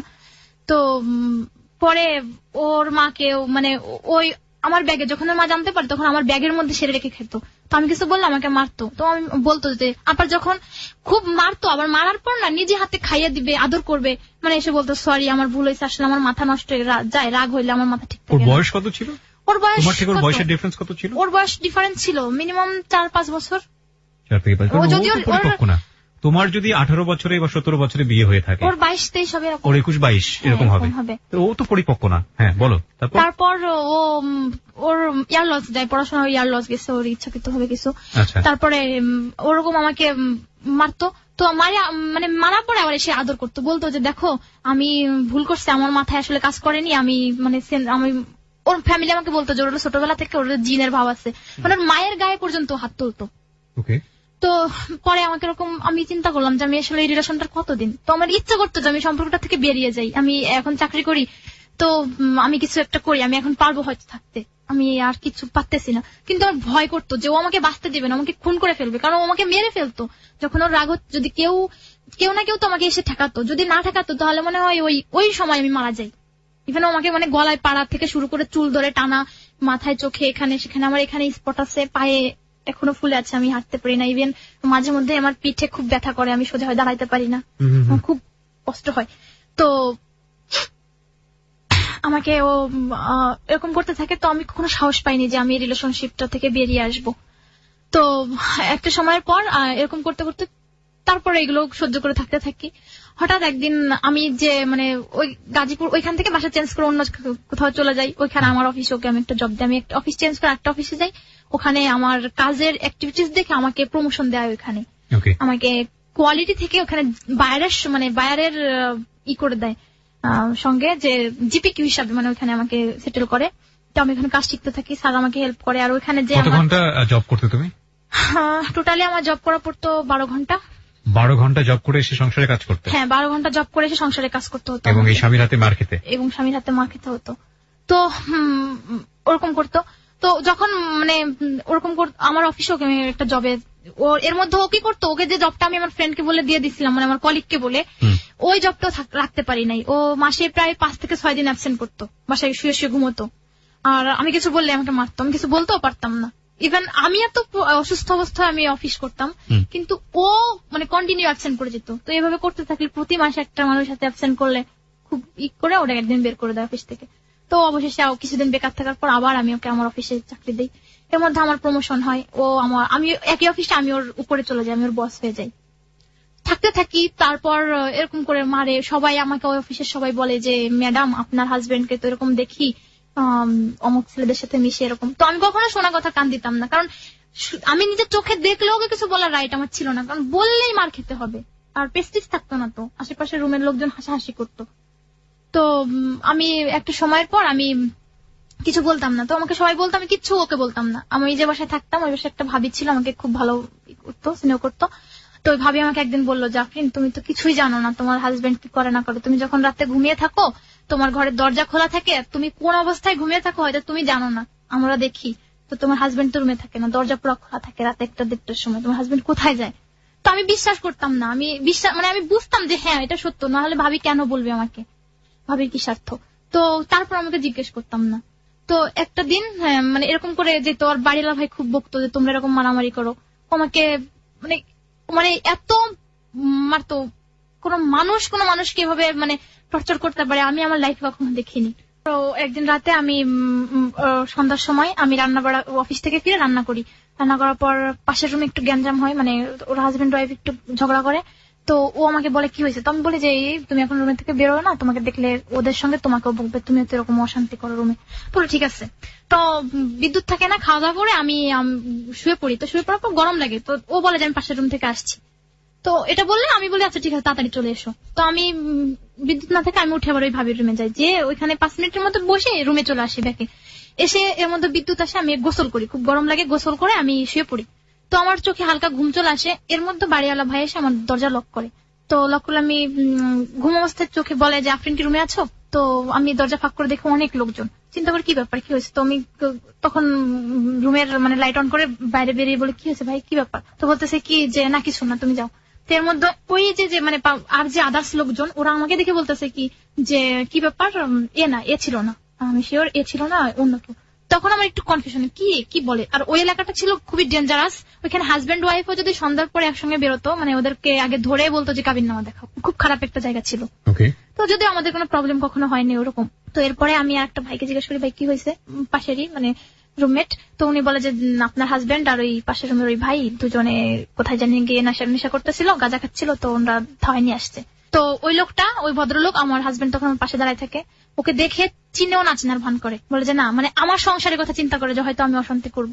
তো উনি বলে কি দেখো না এরা ছিল না, আচ্ছা ঠিক আছে আমি যাই। তো ওর কাছে নর্মাল একটা ফোন থেকে ও দৌড়ে চলে আসে, আর ওর সাথে যে ছেলেটা থাকে তার কাছে একটা দামি ফোন থাকে, তো ওই ফোনটা ওরা নিয়ে নেয়। তো নিয়ে নিলে পরে রাত্রেবেলা শুয়ে শুয়ে আমি ওকে কাঁদি আর বলি যে আমি কি কিছুই বুঝি না, তো তুমি কি করলে এটা? তো আমাকে বলে যে সরি, এরকম বলে যে সরি শোনা আমার ভুল হয়ে গেছে। আমি বললাম দেখো কোথাও তুমি মান সম্মান রাখলে না, তুমি কেন এগুলো করতেছো? তো আমাকে বলে যে আমাকে আর একটা সুযোগ দাও, আমি আসলে এরকম করবো না, আমি সিগারেটও খাবো না, আমি এগুলো ছেড়ে দিব আস্তে আস্তে করে। তো আমি বললাম ঠিক আছে, তোমার যদি খেতে হয় তুমি রুমে বসে খেও, তুমি ছাড়বা না। তো এরকম করে বললাম, তো বল ঠিক আছে। তো আমাকে বুঝাই সুঝাই রাত্রেবেলা ঘুমিয়ে গেলাম। পরের দিন সকালে অফিসে গেলাম, একসঙ্গে অফিসে লাঞ্চে আসতেছি।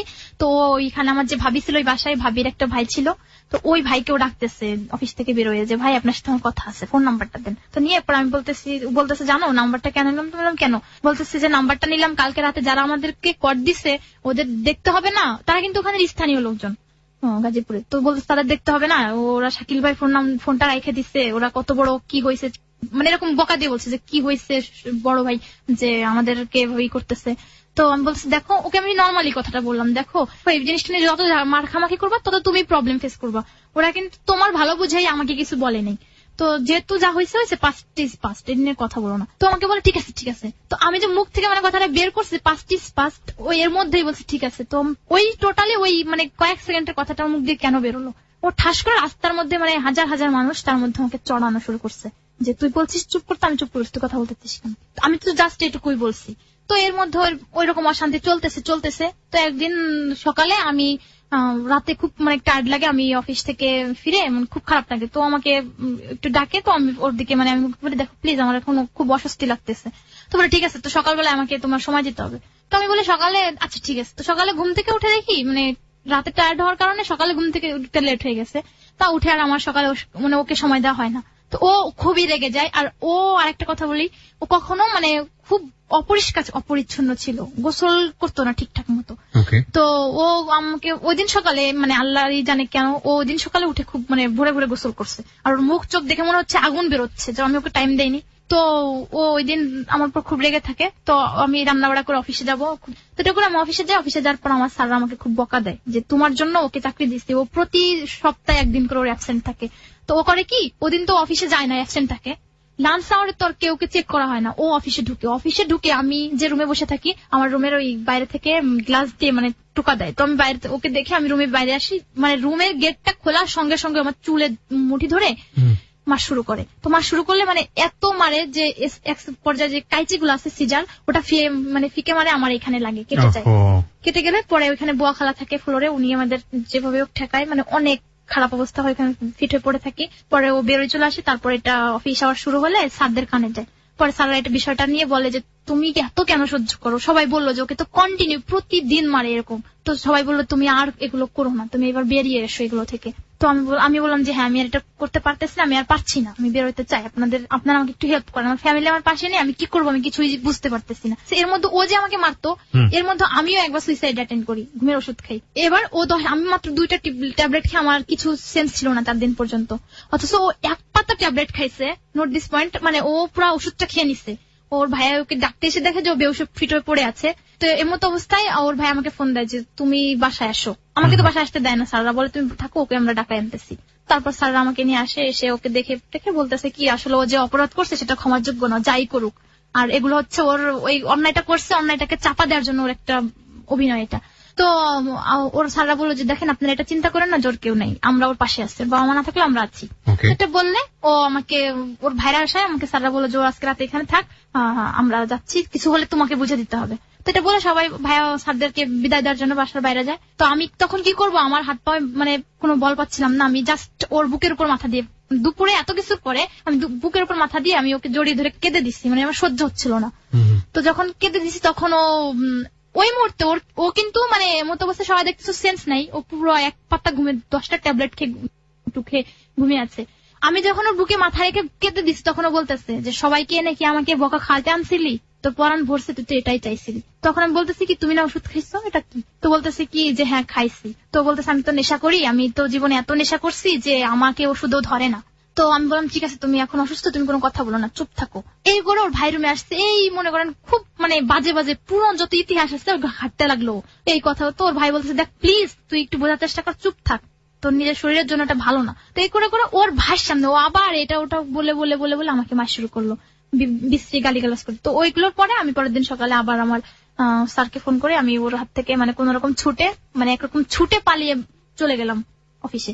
তো আমাকে ফোন দিয়ে না পেয়ে একদিন হঠাৎ করে আমাকে ফোন দিয়ে বলতেছে, এটা ও চলে আসার 1 মাস পরে তোমাকে বলতেছে যে তোর সাথে আমি আর সংসার করব না, আর তুইও আমার আশায় থাকিস না, আমি তোকে ডিভোর্স দিতে চাই।